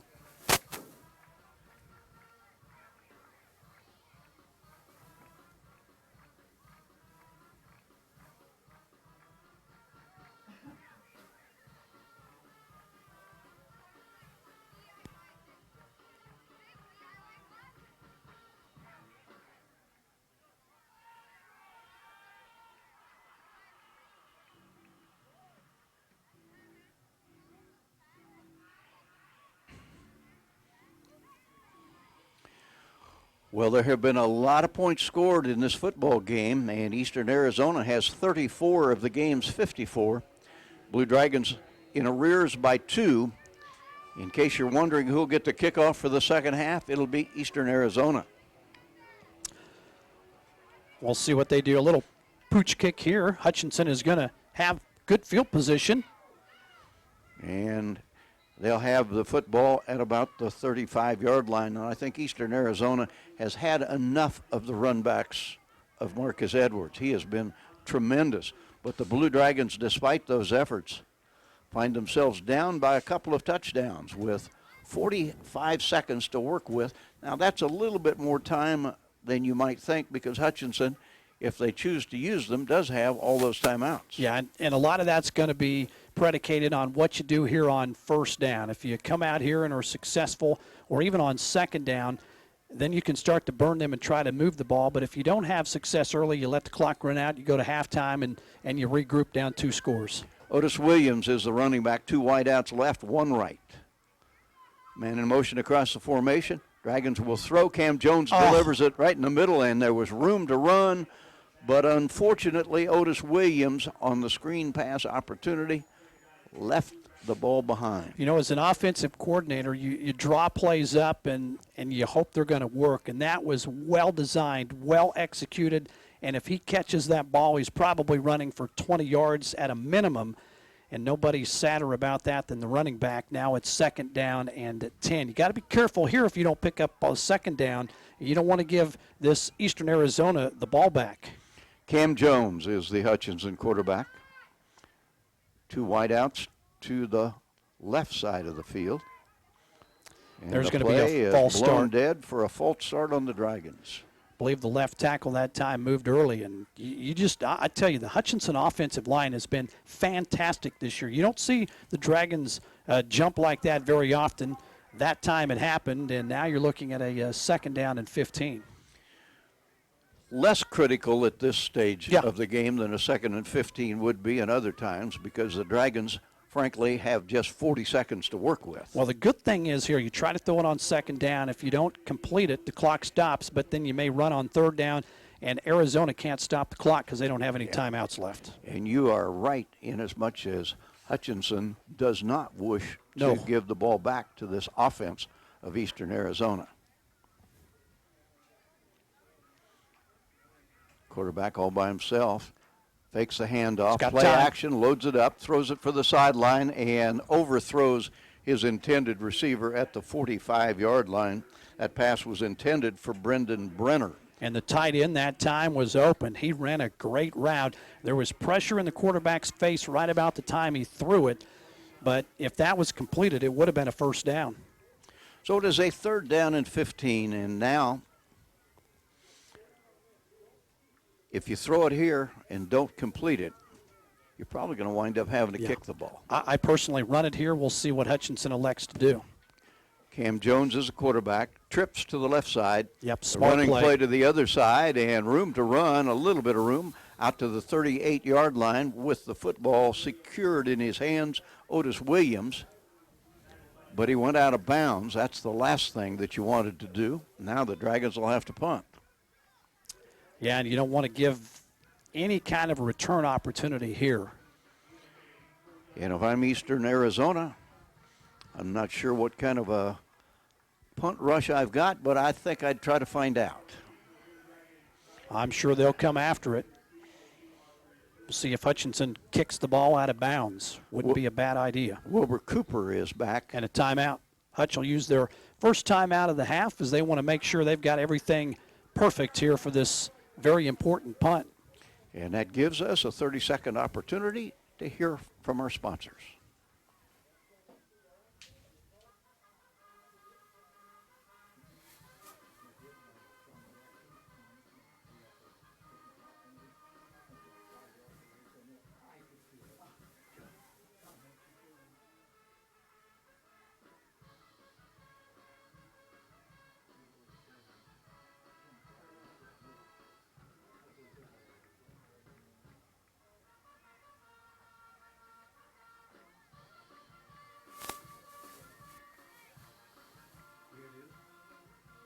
It is punt time for the Blue Dragons. Ball at their own 37-yard line, not much time left. But the key for the Dragons here, get it off. Definitely don't kick the ball down the middle of the field. You want to angle to one of the corners. If you kick it out of bounds, great. Looks like, is that Chewy Parga back there to punt? I think that's number 57.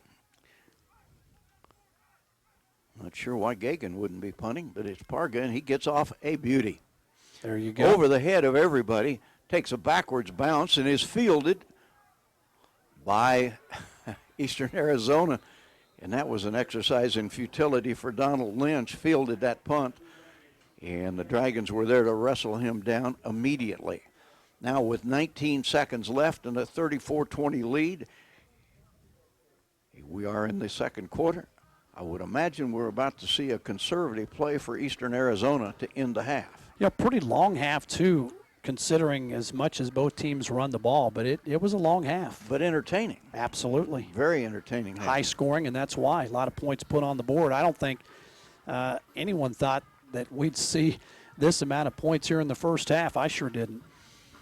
Now, football is a strange game, and both of these teams have had 3 weeks off. They've had a chance to get people healed up. They've had a chance to put some fancy plays in their repertoire.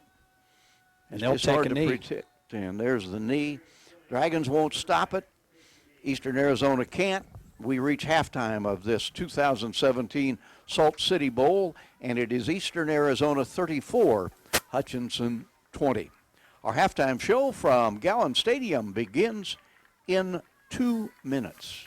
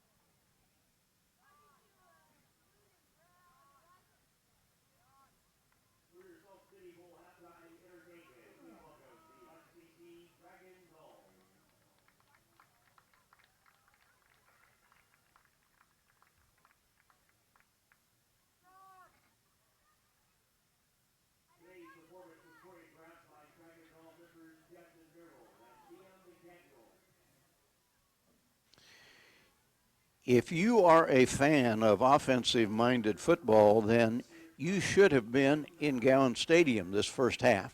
If you're out driving around and you're a fan of football, you ought to be in Gowans Stadium the second half, as this 2017 Salt City Bowl has been very entertaining thus far.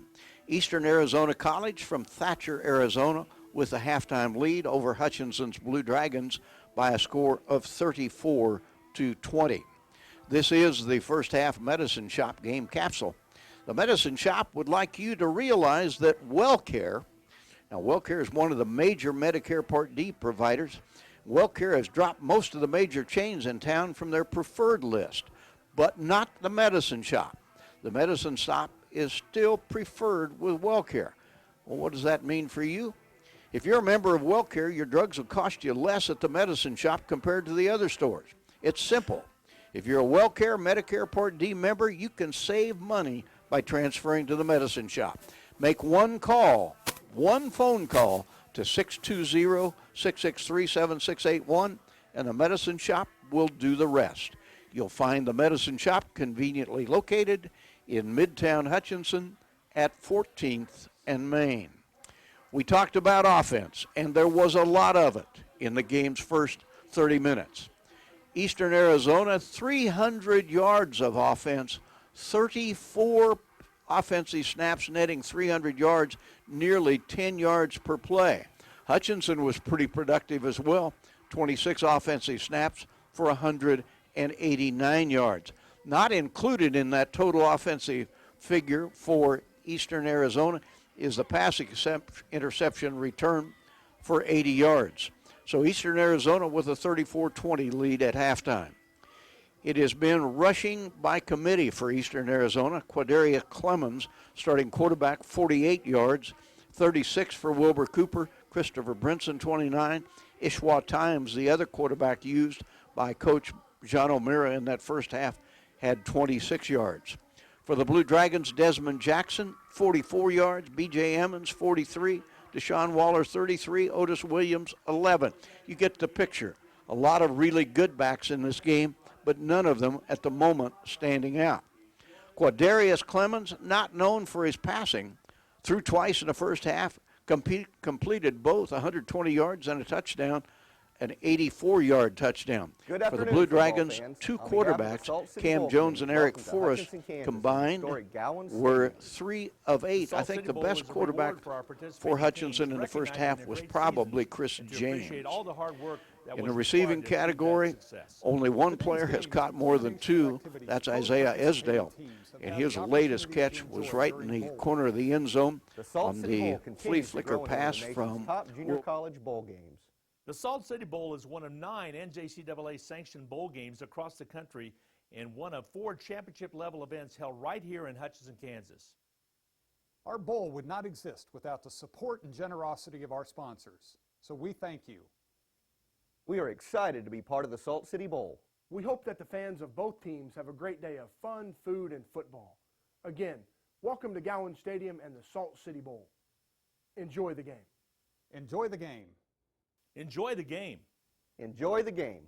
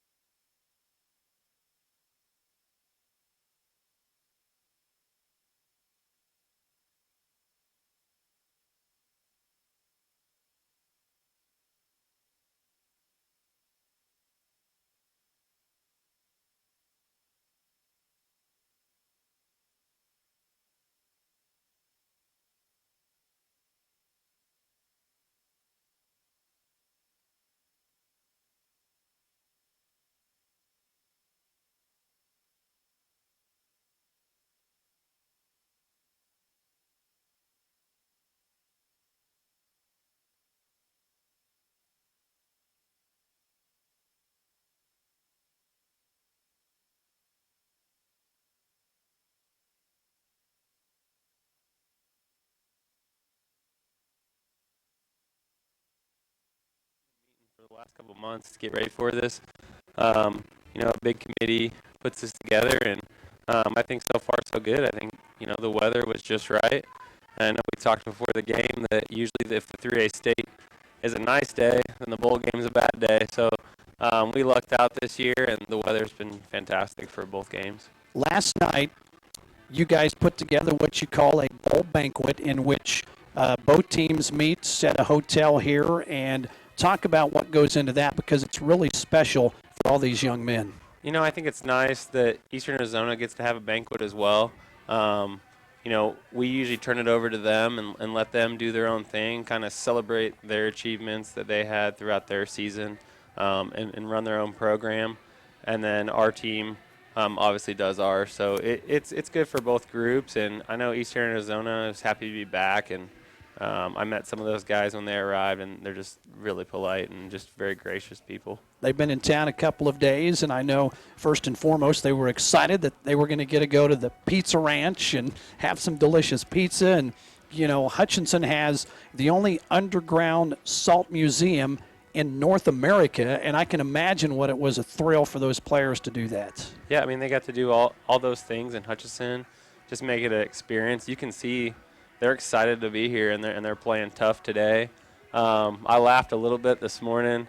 The guys from Rieger Rental showed up, and they had some sideline heaters, and I kind of laughed. I'm like, who are those for? And he said, well, Arizona rented them. And I just had to think about it for a second. They're used to the weather down there, and I don't know that they've been using them today, but they're over there in case this 60-degree weather takes a turn. That's a great point. As I look across the field, there are some portable heaters there, and you could not draw it up. I'm telling you, it might be nicer in Hutchinson, Kansas than anyone listening online back in eastern Arizona, because one thing about the state of Kansas, most days the wind is going to blow at 15, 20, 30, 40 miles an hour. Today it has been less than 5 the entire game. Temperatures above 60 degrees here in early December, and what a special treat for everyone involved. Yeah, it's been great.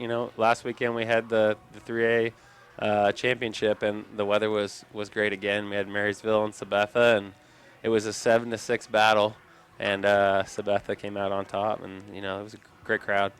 Something that Hutchinson did just a few weeks ago is, for the first time ever, host the NJCAA Volleyball Championships at the arena, the newly renovated sports arena, in which $30+ million was spent by local taxpayers to beautify that facility, and that was an exciting thing for this city and for the NJCAA. I thought it was great to have it here. The folks at Hutchinson, they got to see the caliber of teams that are out there in the country. I was lucky enough a couple years ago to go up there for Coach Stang to Casper, Wyoming, and I'll tell you, that's quite the trip. And our arena is by far nicer than the stadium that they have in Casper. So, having those practice gyms and, air conditioning and all the nice things that we have now, it just made for a good tournament. Nobody could really touch Miami-Dade. They're just a great volleyball program. Well, the economic impact that had for the city of Hutchinson can't be taken for granted. And I understand we have this locked in, for the next 2 years? It would be the next 2 years, and hopefully the Blue Dragons can be in it. I think our fans got a little taste of it at 11 o'clock there. I was really proud of everybody that maybe took their lunch hour or took a little time off of work and came over. We had a great support for the girls. If there's something good around these parts of the woods, folks are going to show up and support it. And yesterday, a perfect example at Koch Arena in Wichita. The Wichita State Shockers hosting the NCAA volleyball tournament. They were one of 16 cities to get to do that, and the Shockers had 7,500 plus people in there. Only Nebraska had more people of all the 16 venues across the country. Kansas losing to Missouri, Wichita State winning. So the Shockers tonight are playing Missouri for a chance to go to the Sweet 16. It's actually funny that you bring that up. I didn't know you were going to bring that up. But my mom and dad actually went last night to watch Missouri and KU, and they were rooting for Missouri, which was tough for me because I graduated from KU and so did my brother, and just being a KU fan my whole life. My dad's best friend from college, his daughter is on the Missouri volleyball team, and Gotcha. She's a senior. She's a big outside hitter for him. was at Nebraska originally and transferred to Mizzou, and this is her last go at it. So he's rooting for Missouri, and that was tough. That's tough. That is and tough. they beat the Jayhawks, so they were letting me have it last night, and then I'm pulling for the Shockers, obviously, to beat Missouri and right the world. Yep, that's right. We'll find out. That's going on tonight at 6 o'clock. Assistant Athletic Director Steve Kappelman, thanks for joining us and appreciate you being along. Thank you. All right, we're going to take a 1-minute timeout. Randy McKay and I will be back to talk more at this halftime of Salt City Bowl 2017. Back in 1 minute. Yeah, I'm glad you brought that up. I was struggling with that. She's a player now. She went to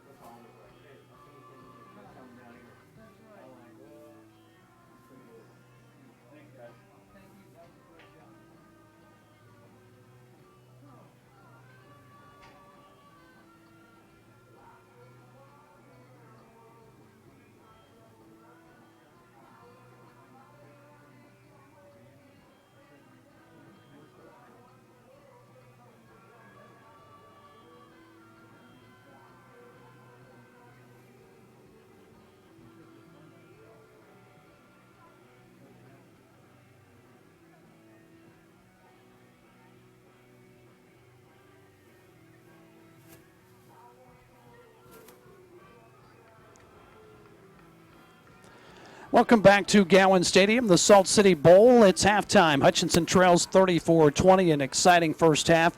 We do have one final in.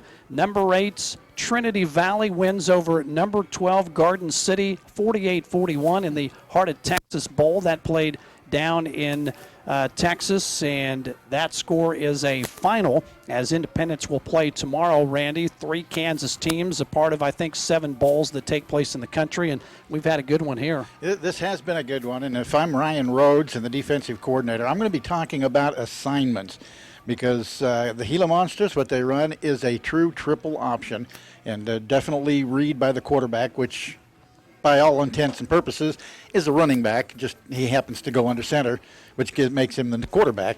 But anyway, and he's just reading what the assignments are from everybody else, and he gives it to the first guy, or he'll keep it, pitch it, turn it back, and that has just been something that has just been working so great for the Gila Monsters there in the first half. Well, you have been on the sidelines during the course of the game, and I'm telling you, I'm envious of you because you're getting a suntan down there, and it's beautiful. Well, I am wearing a jacket, and I come back up here, and I'm sweating when I get up here. I just cannot get over how absolutely gorgeous it is. But, yeah, the Gila Monsters have put together a game plan. They've stuck to it, and it's been working very well. Now, the Blue Dragons, the second half, just need to right the ship and turn things around. Still very much a game. Oh, yeah.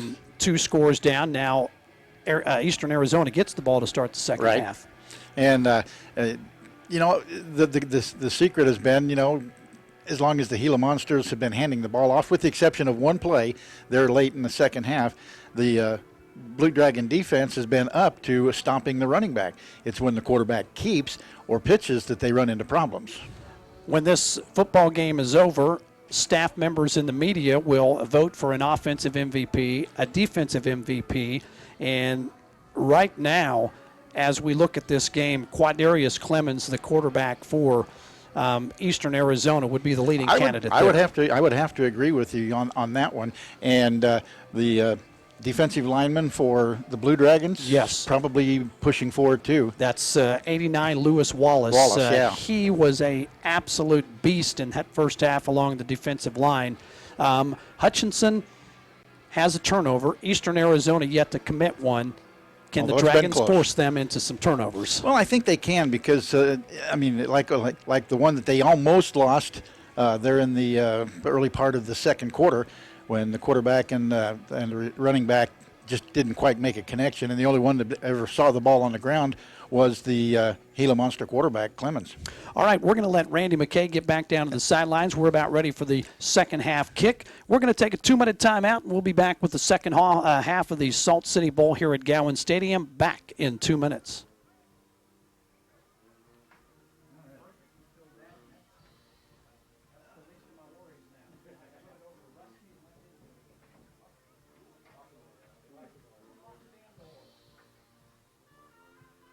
We got to start playing.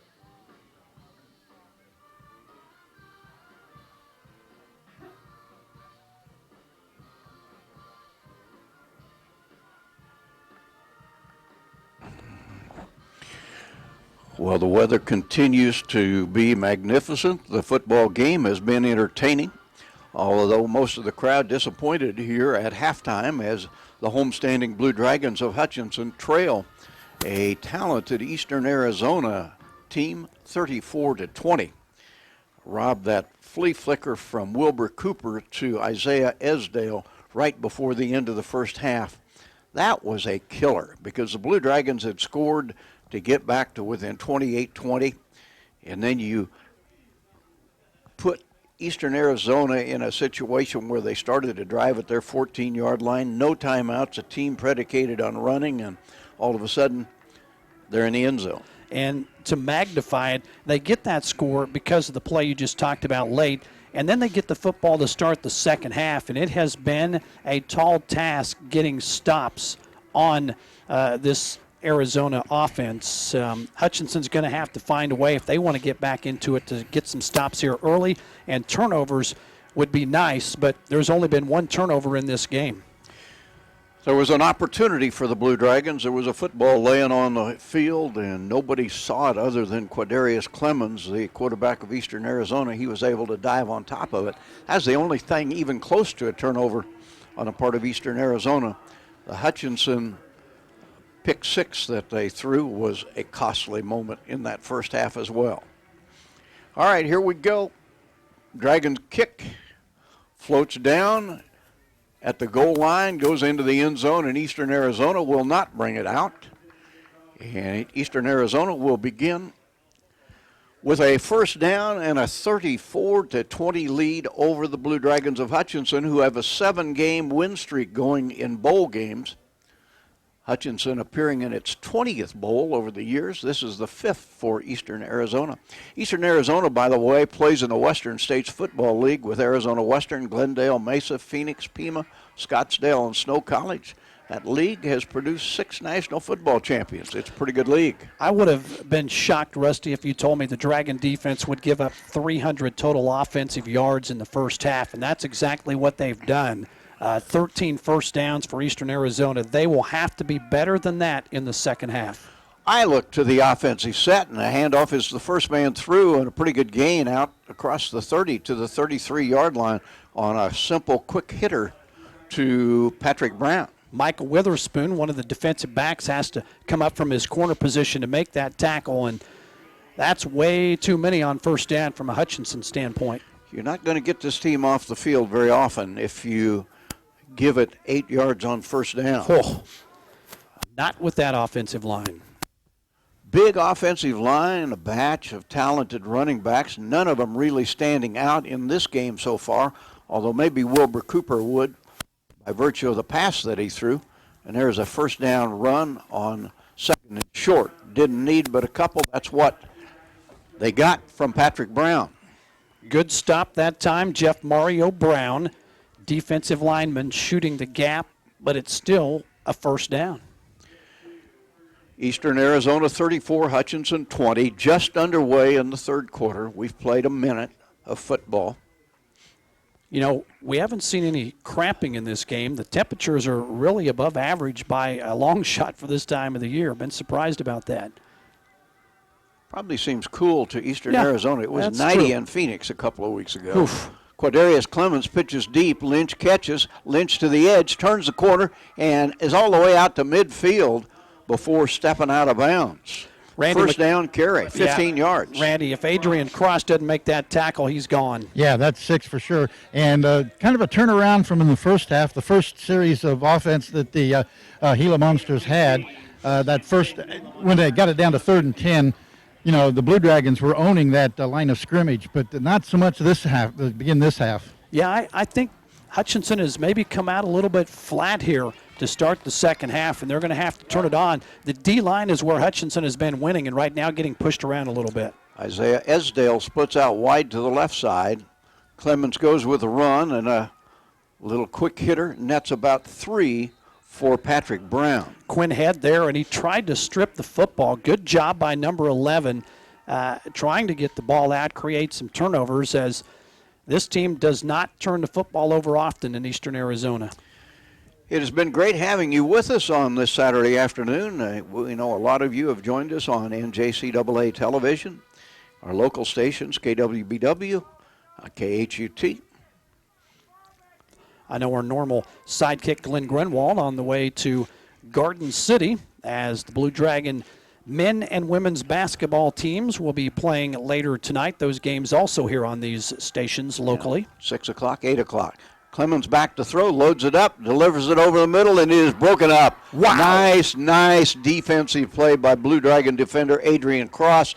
Reached up right in front of the intended receiver, got his hand on it, and kept it from arriving at its destination. He's a special player. He will play big-time college football at the next level, and that time Cross one-on-one from a defensive back standpoint made a spectacular play on the receiver that time.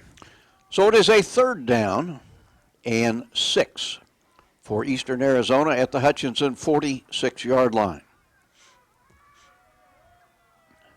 Clemens back to throw again, loads it up, again floats it long. He's got a man behind everybody, but overthrows Donald Lynch at the 10-yard line. He had a step or two on a couple of Hutchinson defenders, but it's an incomplete pass.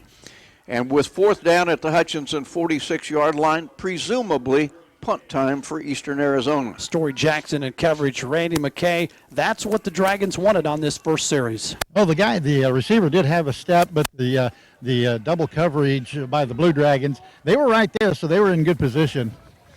You get the stop you want. Now, secure the football and see if you can get some points to get back in it. Patrick LaCour punts it away. Fair catch signal delayed, and that would be a penalty for running into a player making a fair catch and taking another big hit, hard hit was Marcus Edwards. I hope he's not hurt. That was about as blatant a violation as you will ever see on a football field. My goodness, you get tossed out of games for that. The fair catch signal was as clear as day, and you were absolutely exposed as a returner, and if you don't respect that and blow a guy up like you saw happen there, you can get somebody severely hurt. That'll be a 15-yard penalty. Edwards is still not up. What'd you see, Randy? I'll tell you what, that was very close to targeting, and if that's the case, he is out of the game. Nobody would be surprised if the player was ejected after that. The officials are going to meet, and they'll have a long conversation. They've got time because the player that was blown up on that play is still down. Well, and you're not ready for impact. No. When you signal for a fair catch. You're going to make the fair catch, and you're say, all I got to do is handle it. I don't have to brace for impact or anything. And he just got a jolt.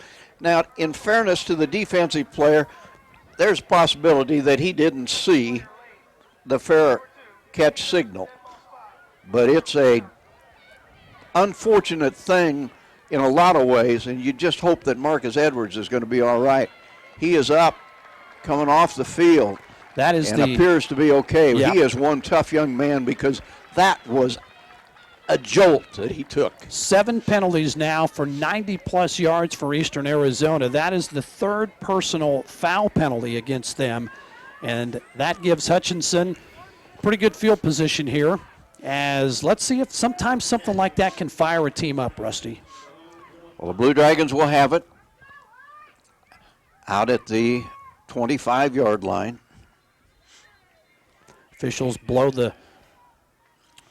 things dead. They're still trying to wrap things up. I think the Hutchinson coaching staff was talking to the officials, maybe wondering why a player wasn't tossed for a hit like that.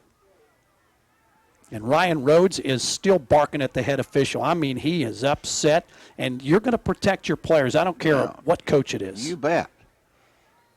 And there was no question about the fair catch signal. Blue Dragons start with Cam Jones at quarterback at their own 25-yard line. Jones back to throw, and he is the victim of a blitz. Never saw the defender come, and he is swallowed up back at the 20-yard line.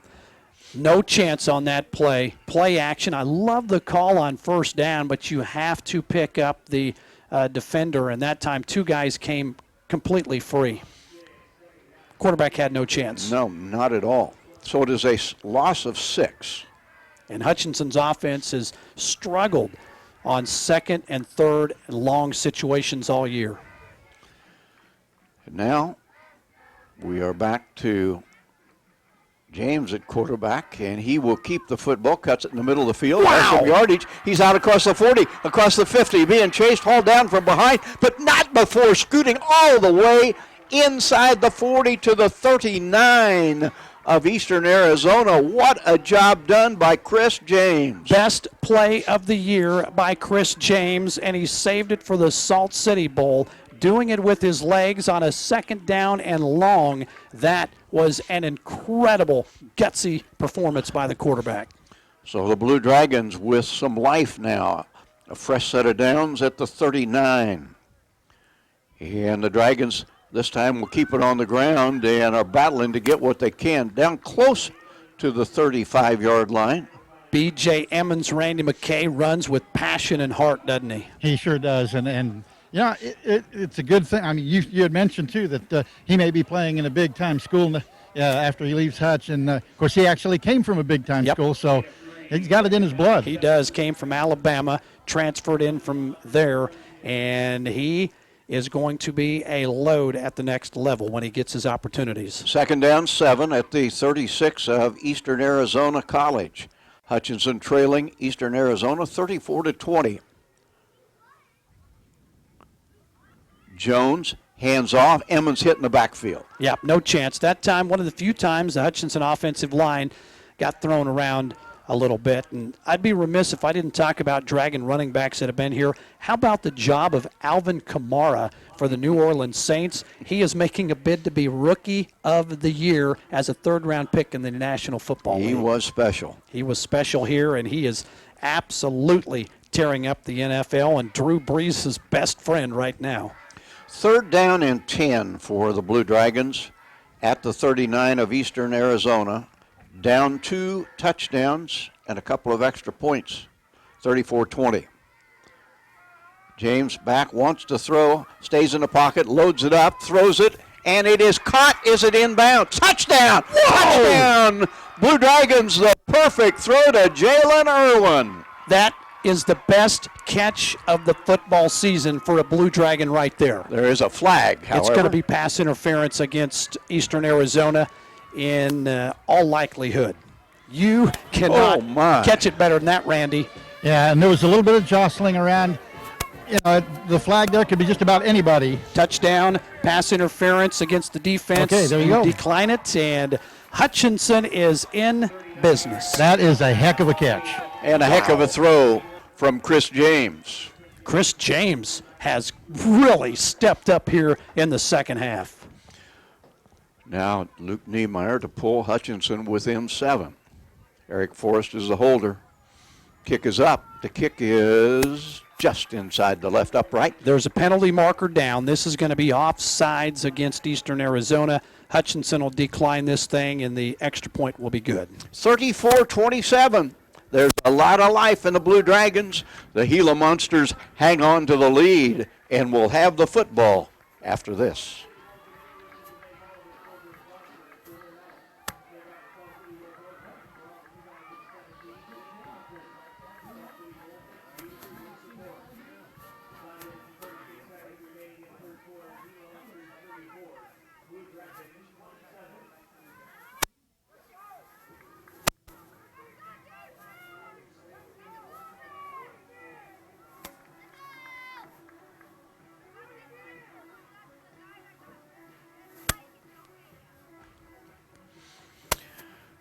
In visiting with Hutchinson coach Ryan Rhodes earlier in the week, he said, I think Eastern Arizona might be susceptible to an onside kick.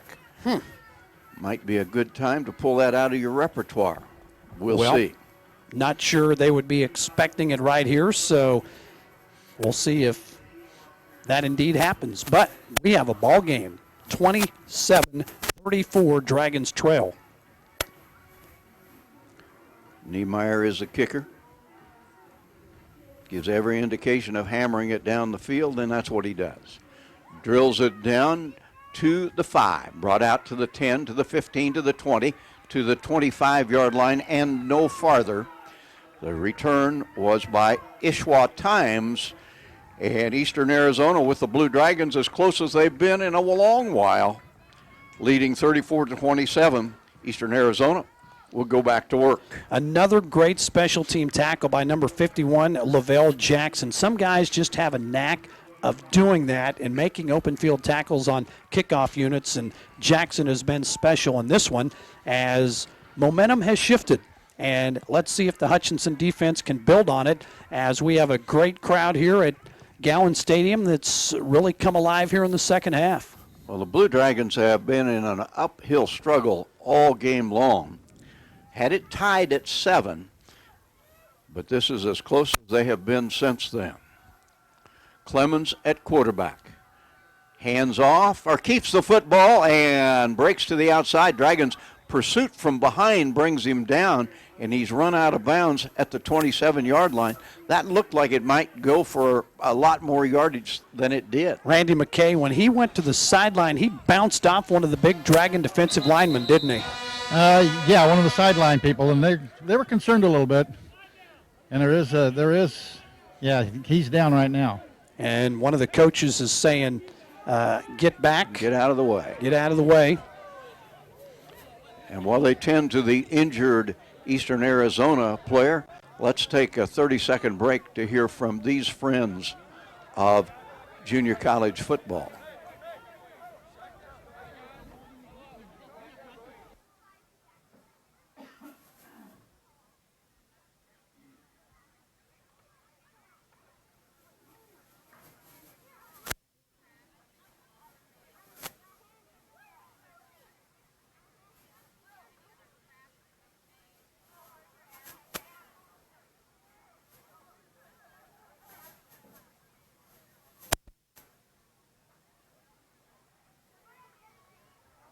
Randy, what can you tell us about the injury? Well, they're working on his lower left leg. Can't tell for sure whether it's a cramp or whether it's something more, but they are looking at the calf area. Quadarius Clemens has been the quarterback throughout almost the entirety of this football game. Now, there was a moment in the first half that they used another quarterback, and I want to say that was Patrick Brown. But as we mentioned, if we were to give an offensive MVP of this game up to this point, that gentleman would be it. And I can tell you, the guy they would least want to lose in this game appears now to be hobbling off the field, and I'm not sure he's returning. Yeah, he's not putting much weight, if any, on that left foot, still walking around. Now he sits down on the Hutchinson side of the field. And he doesn't give any appearance of being likely to come back into this game anytime soon. In Eastern Arizona, maybe rocked just a little bit by the Hutchinson touchdown. Now we'll have a 2nd down and 8, a new quarterback on the football field, and trying to figure out how over the last 24 and a half minutes of this game they can hang on to the lead. Hey, momentum has shifted, and now you have Eastern Arizona's star and their quarterback out of the game. It's gut check time for them, and we'll see how they respond. It is actually Ishwa Times that is the quarterback. He hands off in very conservative play, and a conservative result of just a couple of yards will leave a 3rd down and 6. Quinn Head, number 11, first there for the Dragon defense. He has been spectacular all year. Quinn Head, if I remember right, Rusty, when the Dragons handed out their end-of-the-year awards, I believe he was named the Defensive Player of the Year for Hutchinson. He has just been spectacular. There have been a lot of good players on defense. No question.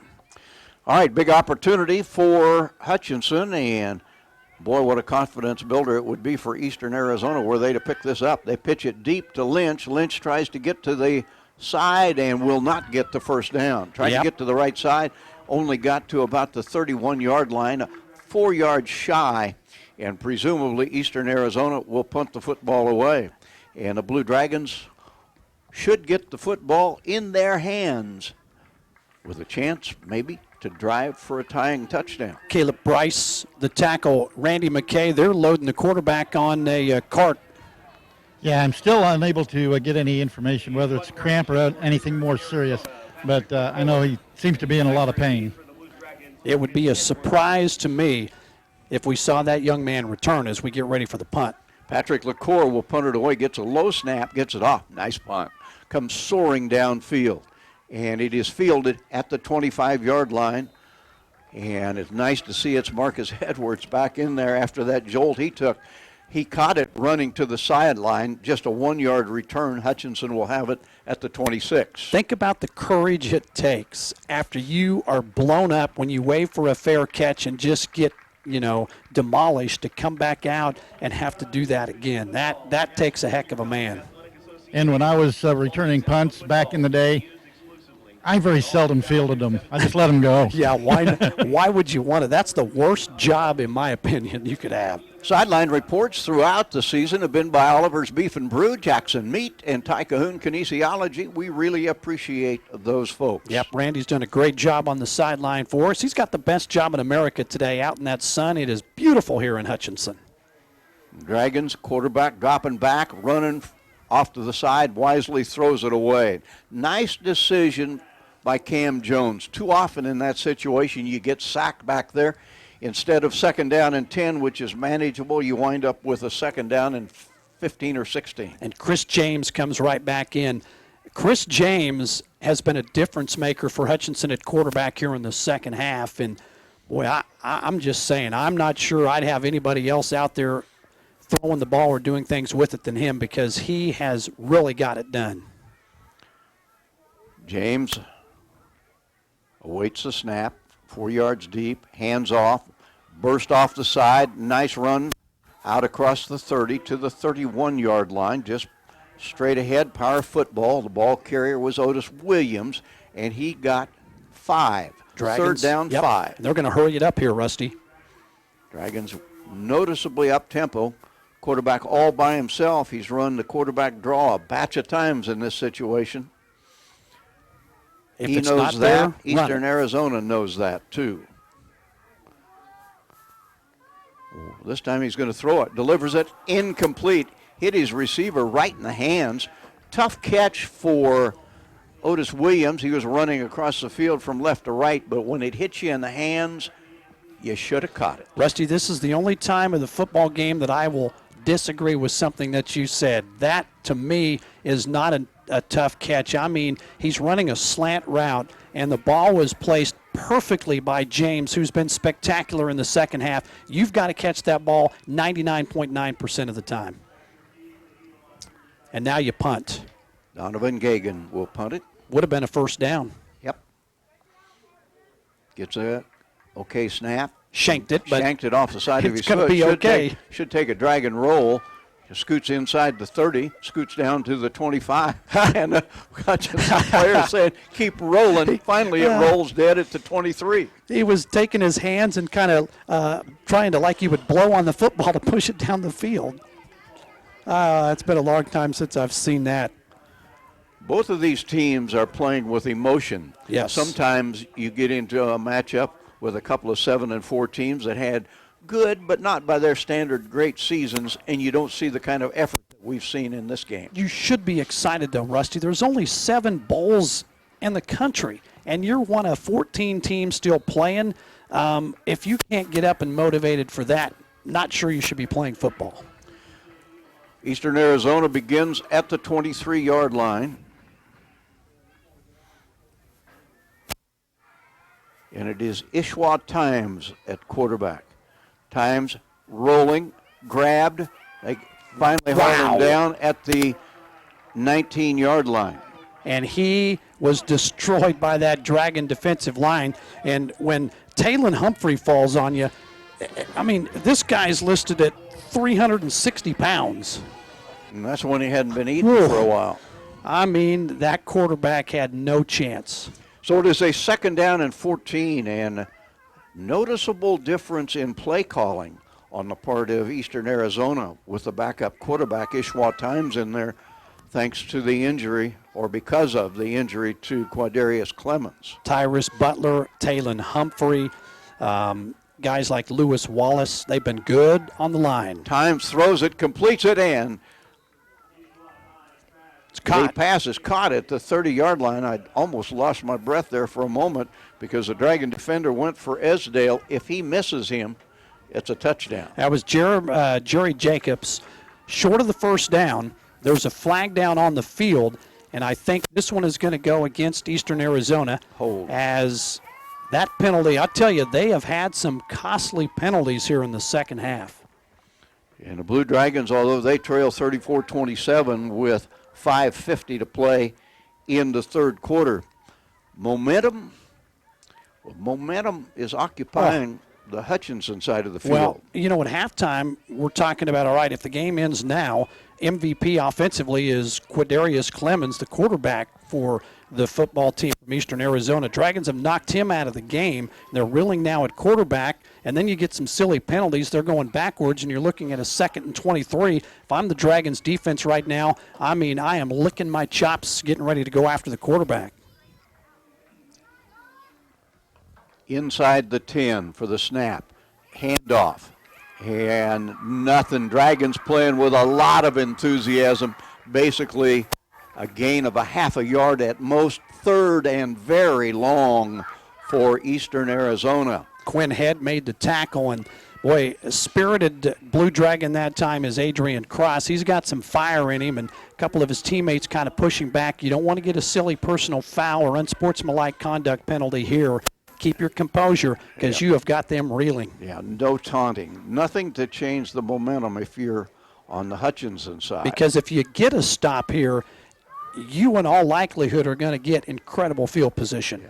Eastern Arizona right now in a situation where it needs a big play. It needs something good to happen, something to illustrate that with Ishwa Times at quarterback, they can still do good things. They're going to throw it. And Times is hit back inside the 5 and dumped at the 2. That is the biggest sack of the football game for the Hutchinson Blue Dragons, Devontae Wyatt, and he absolutely came free and lowered the boom on the quarterback. Devontae Wyatt will return to Georgia. He is a big-time talent and making one of the biggest plays of the game right there. All right, now all of a sudden Patrick LaCour will have to punt from the very back end of his end zone, and he cannot step on that back line. He needs a good snap here. Hutchinson trailing 34-27. Big moment. The snap is perfect. The kick is off, and it's a beauty. Comes floating out, fielded on the run at the 35-yard line, and there will be no return because smothered under immediately is Marcus Edwards, but great field position for the Blue Dragons. And now a flag comes flying into a pile. That play should have been blown dead way back at the 35-yard line. Hutchinson returnee was pushed all the way back to the 40, and we'll see on whom this penalty has been Rusty, tossed. This is the easiest call of the game because losing their composure again, Eastern Arizona absolutely took the punt returner and just threw him into the ground. This will be a 15-yard penalty against Eastern Arizona, and the Dragons are going to get even better field position. Rusty Hills, Rob Dreher, Randy McKay with you with the 2017 Salt City Bowl. Happy to have had you aboard on KWBW, Hutchinson, Kansas, on KHUT, Hutchinson, Kansas, and a lot of you out there have joined us on NJCAA television. We appreciate you as well. Well, the officials are still talking. I mean, this is an easy call, but we'll get the official announcement. Already 101 yards of penalty yardage against Eastern Arizona, and there's your unsportsmanlike conduct call that this was a no-brainer. Not sure why it took that long, but that's 116 yards of penalty yardage against them, and that'll drive a coach to lose some hair in a hurry. All right, they still haven't stepped it off. Momentum in this football game, Randy McKay really switched when the quarterback went out on the Dragons sideline. Well, I think actually it may have started a little bit before that, but that sure didn't hurt anything for the Blue Dragon side. But anyway, yeah, momentum is the football team's best friend. Yep. And when you got it, you want to keep it. So we'll see what happens here the rest of the game. And the penalty takes the ball to the 22-yard line of Eastern Arizona. The Dragons are a touchdown and an extra point away from tying this game. And guys, if we talk offensive MVP, for me right now, it's Chris James, who has come in and absolutely been spectacular here in the second half. And Chris James is the Hutchinson quarterback, flanked by running backs on his right and his left.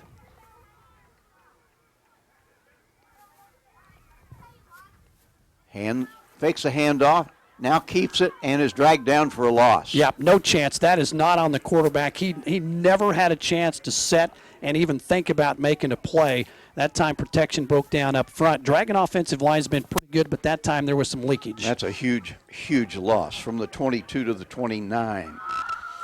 And that's the kind of a play that can start switching momentum back the other way. And in Georgia's defense, he didn't even have time to set and throw the football away.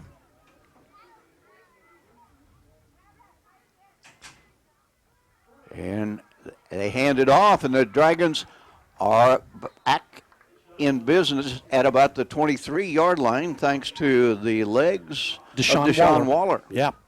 And that gets back basically the yardage that you lost on the sack, and now you're looking at a 3rd down and 10. Hey, if you don't pick it up here, you're very much in field goal range, and you'll take the points. 34-27, it is Eastern Arizona leading Hutchinson. Big 3rd down call. B.J. Emmons is the Dragon running back. Man in motion across the formation. Quarterback draw, and not enough for a 1st down, but the Dragons pick up about 3 or 4, and the field goal becomes a very, very real possibility. Randy McKay, that's just a good job by the quarterback taking what he can get. Most definitely. You definitely want to come away with some points, and 3rd and long is just hard. You don't have a whole lot of plays in the playbook for 3rd and long, so just making sure you keep the ball, advance it a little bit, give Niemeyer a little bit better chance at a field goal. It is not going to be Niemeyer, though. It will be Mr. Parga, Chewy Parga. Big kid, 6'2", 229, out of Fort Smith, Arkansas. He'll try it from 34 yards out. The timing was off. If he got that, it is just short. The timing was off on the snap, and Parga was ready to kick it, and the ball wasn't there yet. Still slapped at it and came up just short. So the Dragon kicking game doesn't get any points out of it. Eastern Arizona survives and continues to lead by 7 with 1:43 to go in the 3rd quarter. And that's got to take a little bit out of the Hutchinson team. Well, Randy, still, though, you've got your opponent backed up here, and it's not the end of the world. I got to move away from the officials because the linesman was ready to throw the flag because the guy from the Gila Monsters directly over the ball, his head was actually over the ball. So, but he still didn't throw it. Interesting.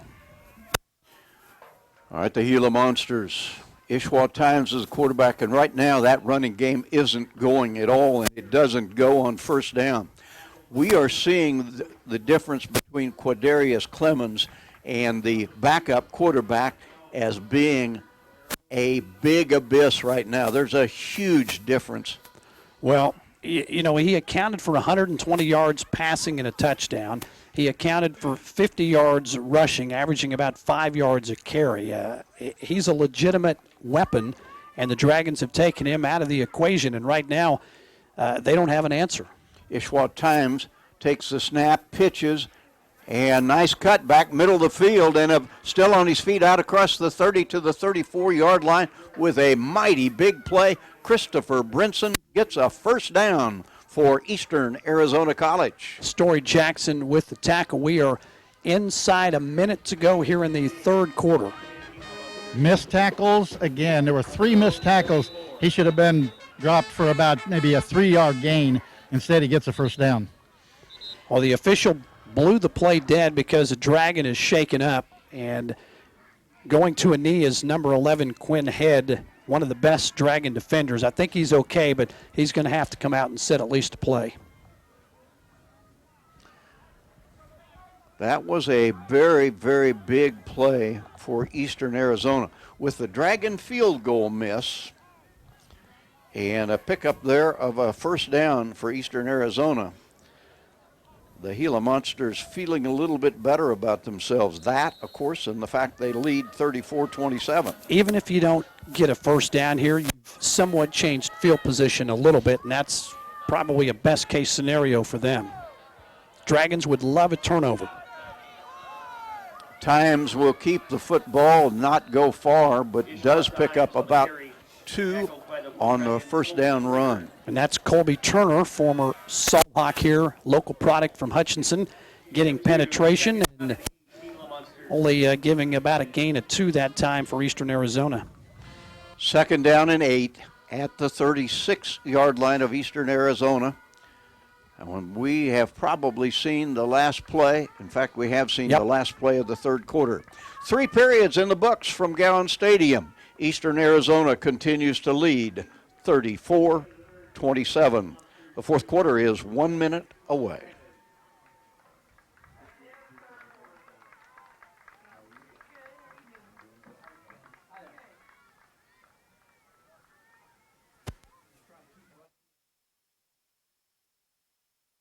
Good afternoon, football fans. On behalf of the Salt City Bowl Committee, welcome to Hutchinson, Kansas in historic Gowans Stadium.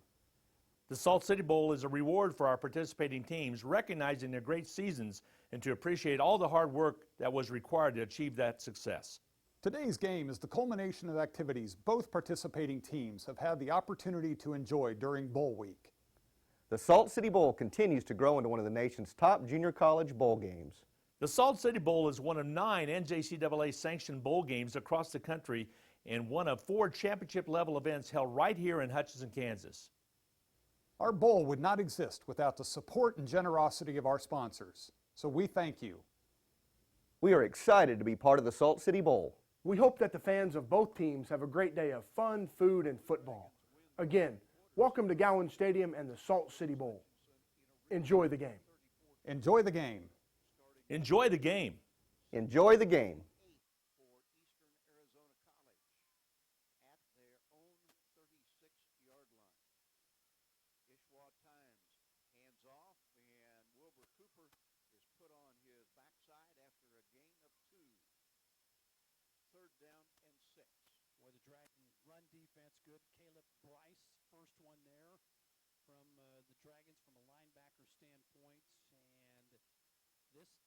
Down and 6, pretty big because Hutchinson would still look to get decent field position if you can get them off the field right here. Football situated at the 38-yard line of Eastern Arizona. Wide out, wide to the left side. And play action. Time wants to throw, throws it in the middle of the field, caught for a first down at the Hutchinson 47-yard line. Perfectly thrown to Donald Lynch. Story Jackson in coverage that time, and they run some play action and have a receiver that time running relatively open. Nice catch, good throw, moves the chains, and that is a huge completion for Eastern Arizona. A team that has thrown only 50 times all season long has thrown quite a few times here this Saturday afternoon. From their standpoint, yeah, they put the ball in the air 6 or 7 times. First down at the Hutchinson 46-yard line. Ishwa Times keeps the football. Nope, hands off, actually handed it off to Donald Lynch. And Lynch got very little. Yep, Talon Humphrey, he swallowed up the running back that time, 350-plus pounds, minimal gain. Actually,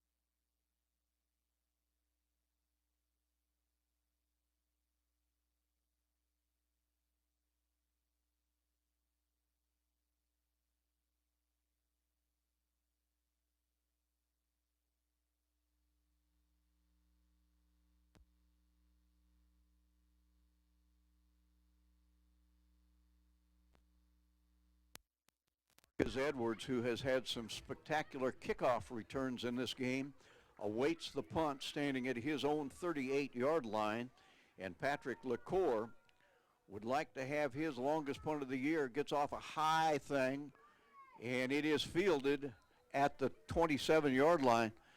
No chance for a return. Marcus Edwards didn't signal for a fair catch, but he's able to hang on to it, and Hutchinson will have the football at its own 27-yard line, down 2 scores with 7:33 to go in the football game. Well, Randy, Dragons came after that punt. They brought everybody and just came up a little short. They did, and of course, Edwards just slipping on the catch, no chance of a return. But this is where the Blue Dragon offense has got to get something going. Agreed. And what an outstanding punt. A lot of real estate in front of them, as once again at quarterback will be Jones. Yeah, Cam Jones is the quarterback. Dragons in a passing situation. They feel Cam Jones is the better downfield thrower. He loads it up and throws it in the middle of the field, and it is incomplete. That pass thrown in the direction of Leroy Watson. And Watson had a step, and if that ball is thrown on the money, he might still be running. Very good route, just a little bit shy on the pass, and a 2nd down and 10. Blue Dragons have used 3 quarterbacks. Now I think that the coaches have settled in on Chris James and Cam Jones as the 2 most viable options here in the second half. 2nd down and 10 at the 28 of Hutchinson. And the Dragons try to get outside on the right side and don't get very far. 2 or 3 yards at most, 3rd down and 7. Really good defensive play that time for this Eastern Arizona team. Malik Dixon. Otis Williams on that carry for Hutchinson. Now Dragons have drawn them off sides. Free play, and to avoid contact, the ball just simply thrown away by James. Should be a offside penalty against Eastern Arizona. Instead of a 3rd and 7, you would think it'd be a 3rd and 2. There's the call. So makes it a little bit easier. You're in 4-down territory now because you've got to have a score on this drive. Eastern Arizona has, if they win this game, they have survived an incredible number of penalties. And right now they enjoy the advantage, 41-27. 3rd down and 3 for Hutchinson. Will the Dragons run it? Will the Dragons pass it? And it will be a quarterback run, and it'll be a 1st down for the Blue Dragons. A nice job. The Dragons have gotten some pretty good yards out of the feet of their quarterbacks, and on that occasion it was Chris James picking up 4 or 5 and a 1st down. And if you're Hutch right now, the only thing that you care about is getting 1st down after 1st down and finish this drive off with a touchdown and give yourself a chance with however much time is left in the game. Hutchinson quarterback continues to be Chris James. Started as a freshman, lost his starting job, at least partially due to injury, gets a low snap, and now floats it down the middle of the field floats it to the sideline, out of the reach of everybody, basically threw it away, incomplete pass. Started to say he began his career as the starting quarterback for the Blue Dragons with a game at Coffeyville a year ago. Lost his starting job due to injury. This year, really never quarterback for any significant period of time. But on this bowl game Saturday afternoon, he may have been the best of the Hutchinson quarterbacks. And as you say that, Cam Jones now checks back in here on a 2nd down and 10. The Dragons view Cam Jones as their best downfield thrower. Well, he's 2 of 9 passing in this game. Here comes pressure, and he throws a pick. Wow. Intercepted on the sideline, and that ought to pretty much do it for Eastern Arizona. As the Dragon quarterbacking problems have plagued them throughout the year, and with 2 picks in this game, I think it's fair to say that Hutchinson is in a lot of trouble. The only thing that I would question is you're trying to get a feel early in the game for the quarterback, and you're rotating 3, and then you kind of settle on Jones, and and James. And then James seemed to find a rhythm and was doing a pretty good job of running the offense. But not so much throwing the ball downfield. Right. He did a great job with a couple of runs.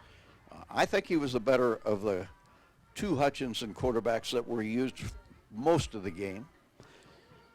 But that interception. Yeah, that was a tough one. And the ball went out of bounds right after the interception, so there's no yardage to speak of there. But now Ishwa Times running laterally, gives ground, and he's hauled down for a loss of 4 or 5. But the clock indicating the chances of Hutchinson picking up a win in this football game are diminishing rapidly. We're inside 6 minutes. Yep, Jeff Mario Brown with tackle, and Randy, probably going to have a turnover, aren't we? Yeah, definitely so, because I thought maybe they get things going, and we'll talk with Coach Rhodes after the ball game. But I'm kind of interested in maybe his thinking on the quarterback choices throughout the game. Yep, you'll have a chance to ask some of those questions. 2nd down and 14, and flags fly. This play is dead before the snap, either procedure or offside. The Dragons certainly came into the neutral zone. Were they drawn? 7 penalties for Hutchinson in the game. No, they were not. It'll Eastern be offside. Arizona has had 10, and that doesn't help your cause. Offside penalty. So it is a 2nd down and 9. 5:19. The clock is stopped on the penalty. Now they wind it. Eastern Arizona, if they hang on and win this, and they lead by 14, it'll be the 2nd win in a row in this bowl game for Eastern Arizona. They won last year, I should say, over Butler, 39-38. And if Hutchinson doesn't pull this one out, it'll be the first loss for the Blue Dragons in their last 7 bowl opportunities. Eastern Arizona just keeps pounding it, not picking up batches of yards at all, but just keep the clock moving. Over 400 yards of offense for Eastern Arizona.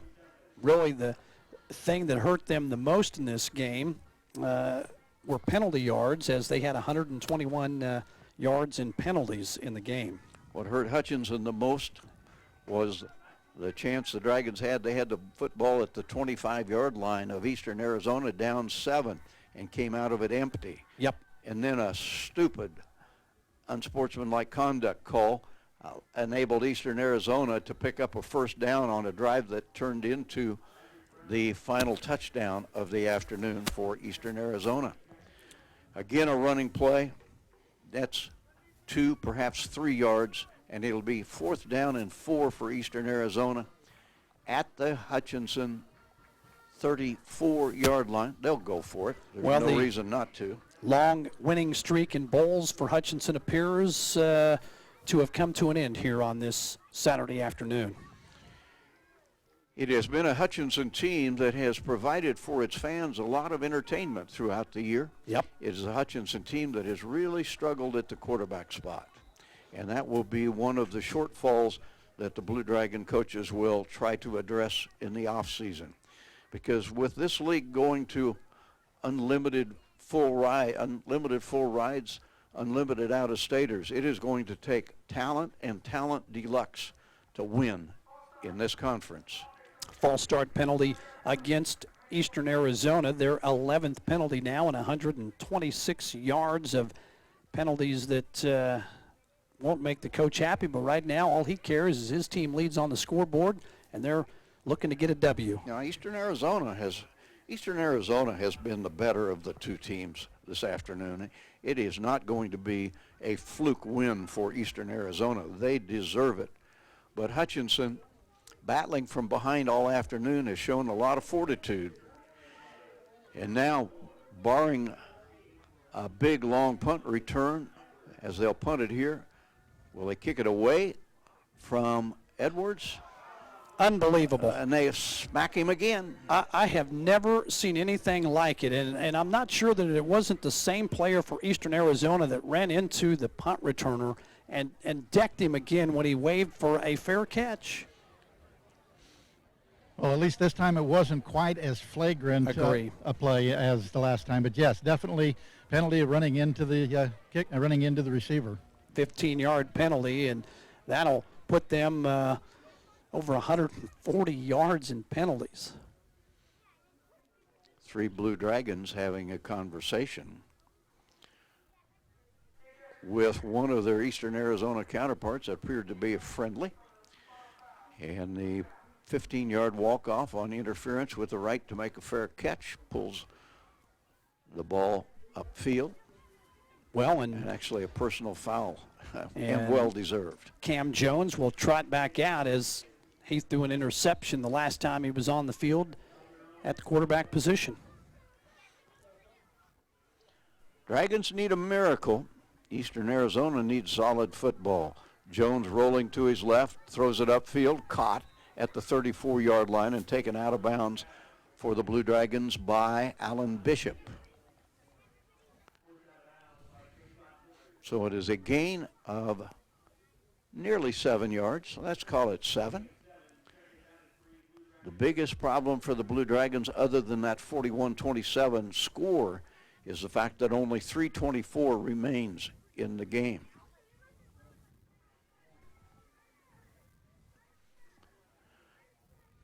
Jones takes the snap, rolling to his right, throws, caught for a first down at the 40-yard line. Again, Alan Bishop on the catch.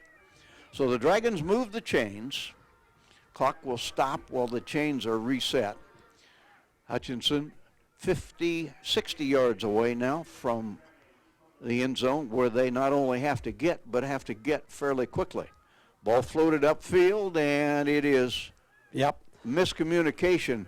Receiver started down the field, and then came back for Hutchinson. It was Jawan Johnson who had the touchdown catch in the first half.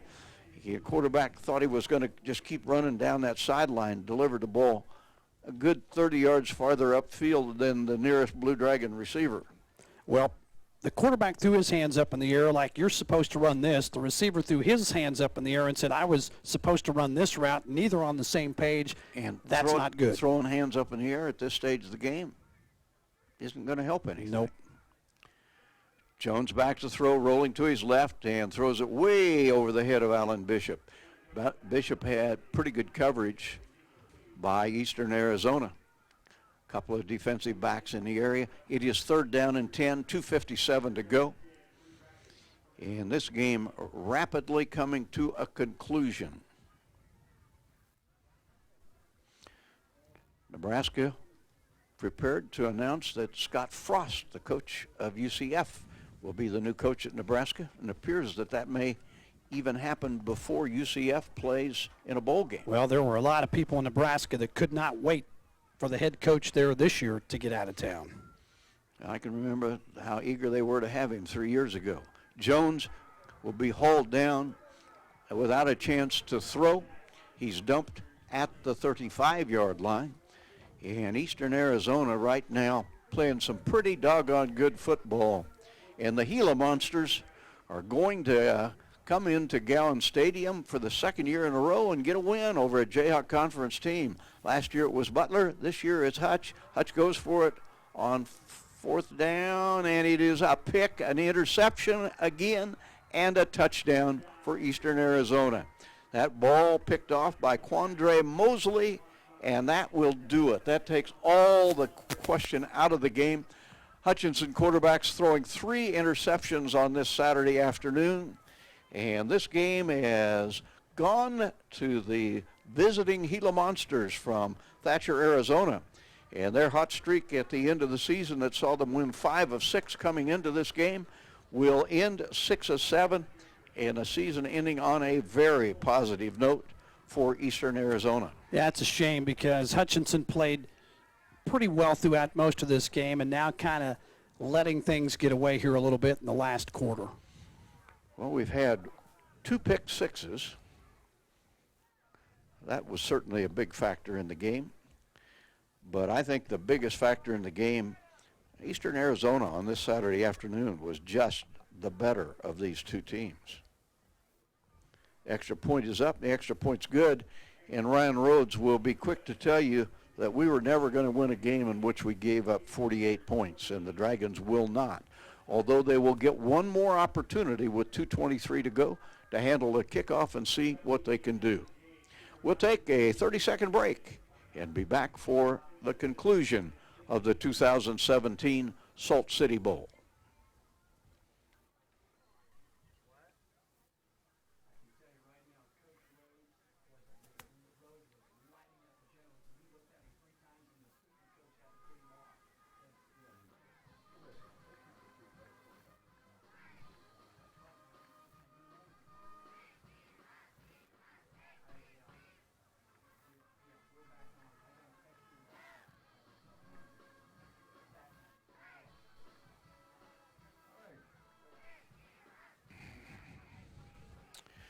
(48-27) with 2:23 to go in the football game.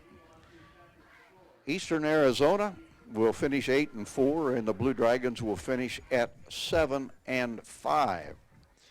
And congratulations to the Gila Monsters, who came into Gowans Stadium making that 15-mile-an-hour ride on a bus trip and turning it into a positive afternoon. Blue Dragons one more chance to return a kickoff, and short kickoff is brought back out to the 37-yard line perhaps, and it is there that Hutchinson will have the football. But not nearly enough time to turn this one around, as the Dragons at one point in this game trailed 34-27, had the football with a 1st and 10 at the 25-yard line of Eastern Arizona. Eastern Arizona was reeling with a backup quarterback out there. Dragons didn't score, and all of a sudden Eastern Arizona just took over this football game. Well, and James will go back out at quarterback as Cam Jones throwing a couple of interceptions, and he and Coach Rhodes were having some words after that last one. Dragons from their own 37-yard line. James is going to be dragged down back at the 25-yard line. No chance. Quarterback absolutely had no chance that time, and another sack for Eastern Arizona as the clock continues to tick, now under 2 minutes to go. Blue Dragons, after not being in this bowl the past 2 years because of 5-6 records, went 7-4 this year, but so far going to be a struggle. Dragons quarterback runs it upfield to the 50-yard line, but there's a flag dropped way back at the 17-yard line. Nice job of using his feet by Chris James. And the penalty's going to go on Eastern Arizona, another 15-yarder. So the play will stand, and the Blue Dragons will have good field position. Maybe Hutchinson can get one more score up there. Well, nice run by James, and then you tack on the penalty. Hutchinson inside the 45-yard line, but you're down too many points. Have to make it happen in a hurry. James has time to throw, now unloads and throws way over the head of his intended receiver, Jalen Irwin. Would you think it's fair to say, Rob, that Rob and friends, that this one has been the Hutchinson quarterbacks compared to the Eastern Arizona quarterbacks? Yeah, no question about it. And that's been something we've talked about throughout the course of the year, and I've talked about it on Dragon Talk with Coach Rhodes and off air, and it's been a problem. The defense has kept them in most games this year, but today not able to overcome some things. James sacked again. Randy, would you agree with that comment that it's been, for the most part, a quarterback problem that's kept the Dragons from having the kind of season that they really wanted? Yeah, I would say so, because you got to be consistent in your quarterback. And, of course, my feeling, too, that having three quarterbacks in one game still, breaks up all kinds of rhythm. On 3rd down and 12, a catch made by Hutchinson tight end Brendan Brenner is short of the first down. It'll be 4th down and a couple with 1:07 to go, but again there is a flag, another personal foul on Eastern Arizona. They're going to have 160 yards in penalties, Eastern Arizona, and they're going to come out of Hutchinson with a win. It has not been the most sportsmanlike of performances, but it has been a convincing win for the young folks from Thatcher, Arizona. Blue Dragons find themselves at the 19-yard line. James, with time, steps up, now rolling to his left, now being chased, now unloads, throws it in the end zone, incomplete. Off the fingertips of Brenner, about 2 yards deep in the end zone. Had him hit the receiver in the hands. Quarterback standpoint, that's a ball that you got to make a catch on in the end zone. Good job by James of keeping the play alive. Looked like he was going to be sacked. Managed to get freed. Threw a pretty good ball. Certainly had a chance for a touchdown catch. Didn't turn out. Second down and 10 at the 19. 53 seconds remain.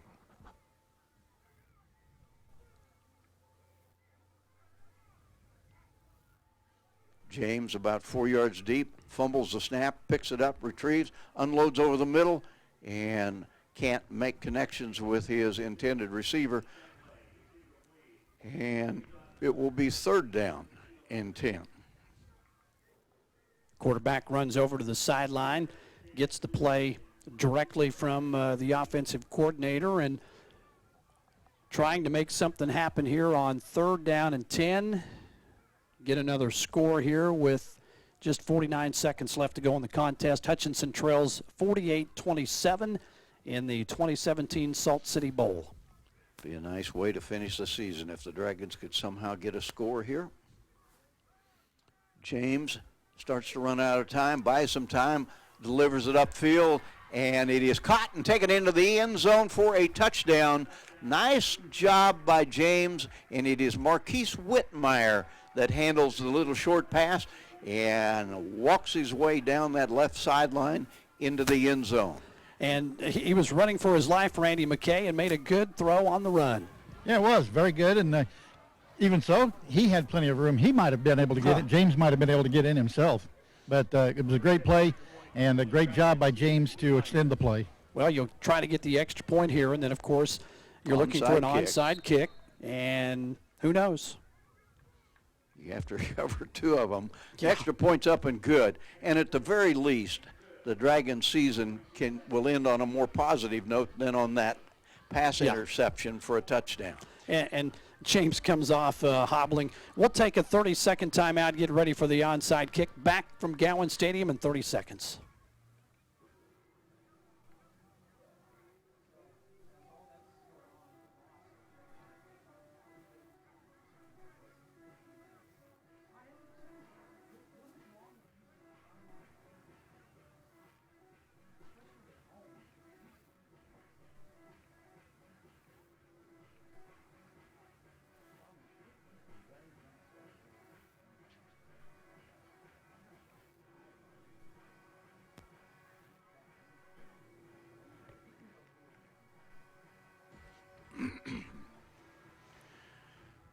Well, we appreciate all of you who have stayed with us through this Saturday afternoon. Been a pretty entertaining football game, 48-34. We apologize for some equipment issues. Not sure how the video stream survived all of it. Modern technology sometimes creates some issues. There's the onside kick, and it went 10 yards. Let's see who recovered it. The Dragons think they haven't. Here's the problem. There's two flags on the field, and the Dragons were 100% offside. Yep. Way across the line before the football was kicked, and that'll be an easy call for the officials. First down, Eastern Arizona. All they've got to do now is take a knee. Hutchinson only has one timeout left. Not sure you even worry about using that. And the officials confirming what your eyes told you. And what I think just about everybody in the stadium knew, that it was a Hutchinson offside.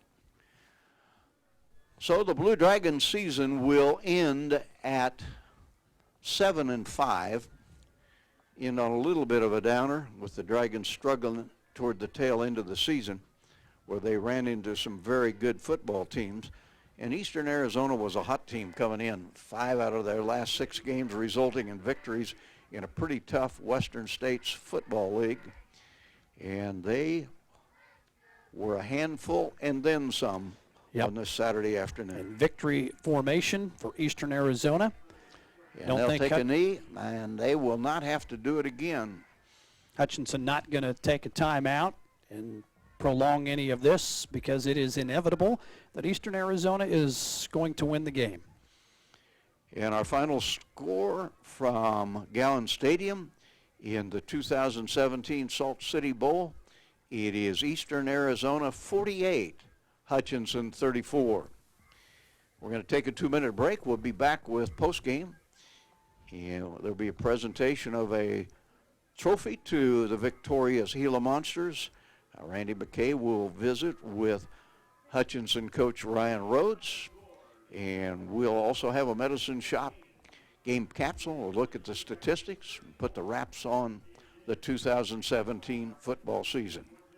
We are back to Gowans Stadium in 2 minutes.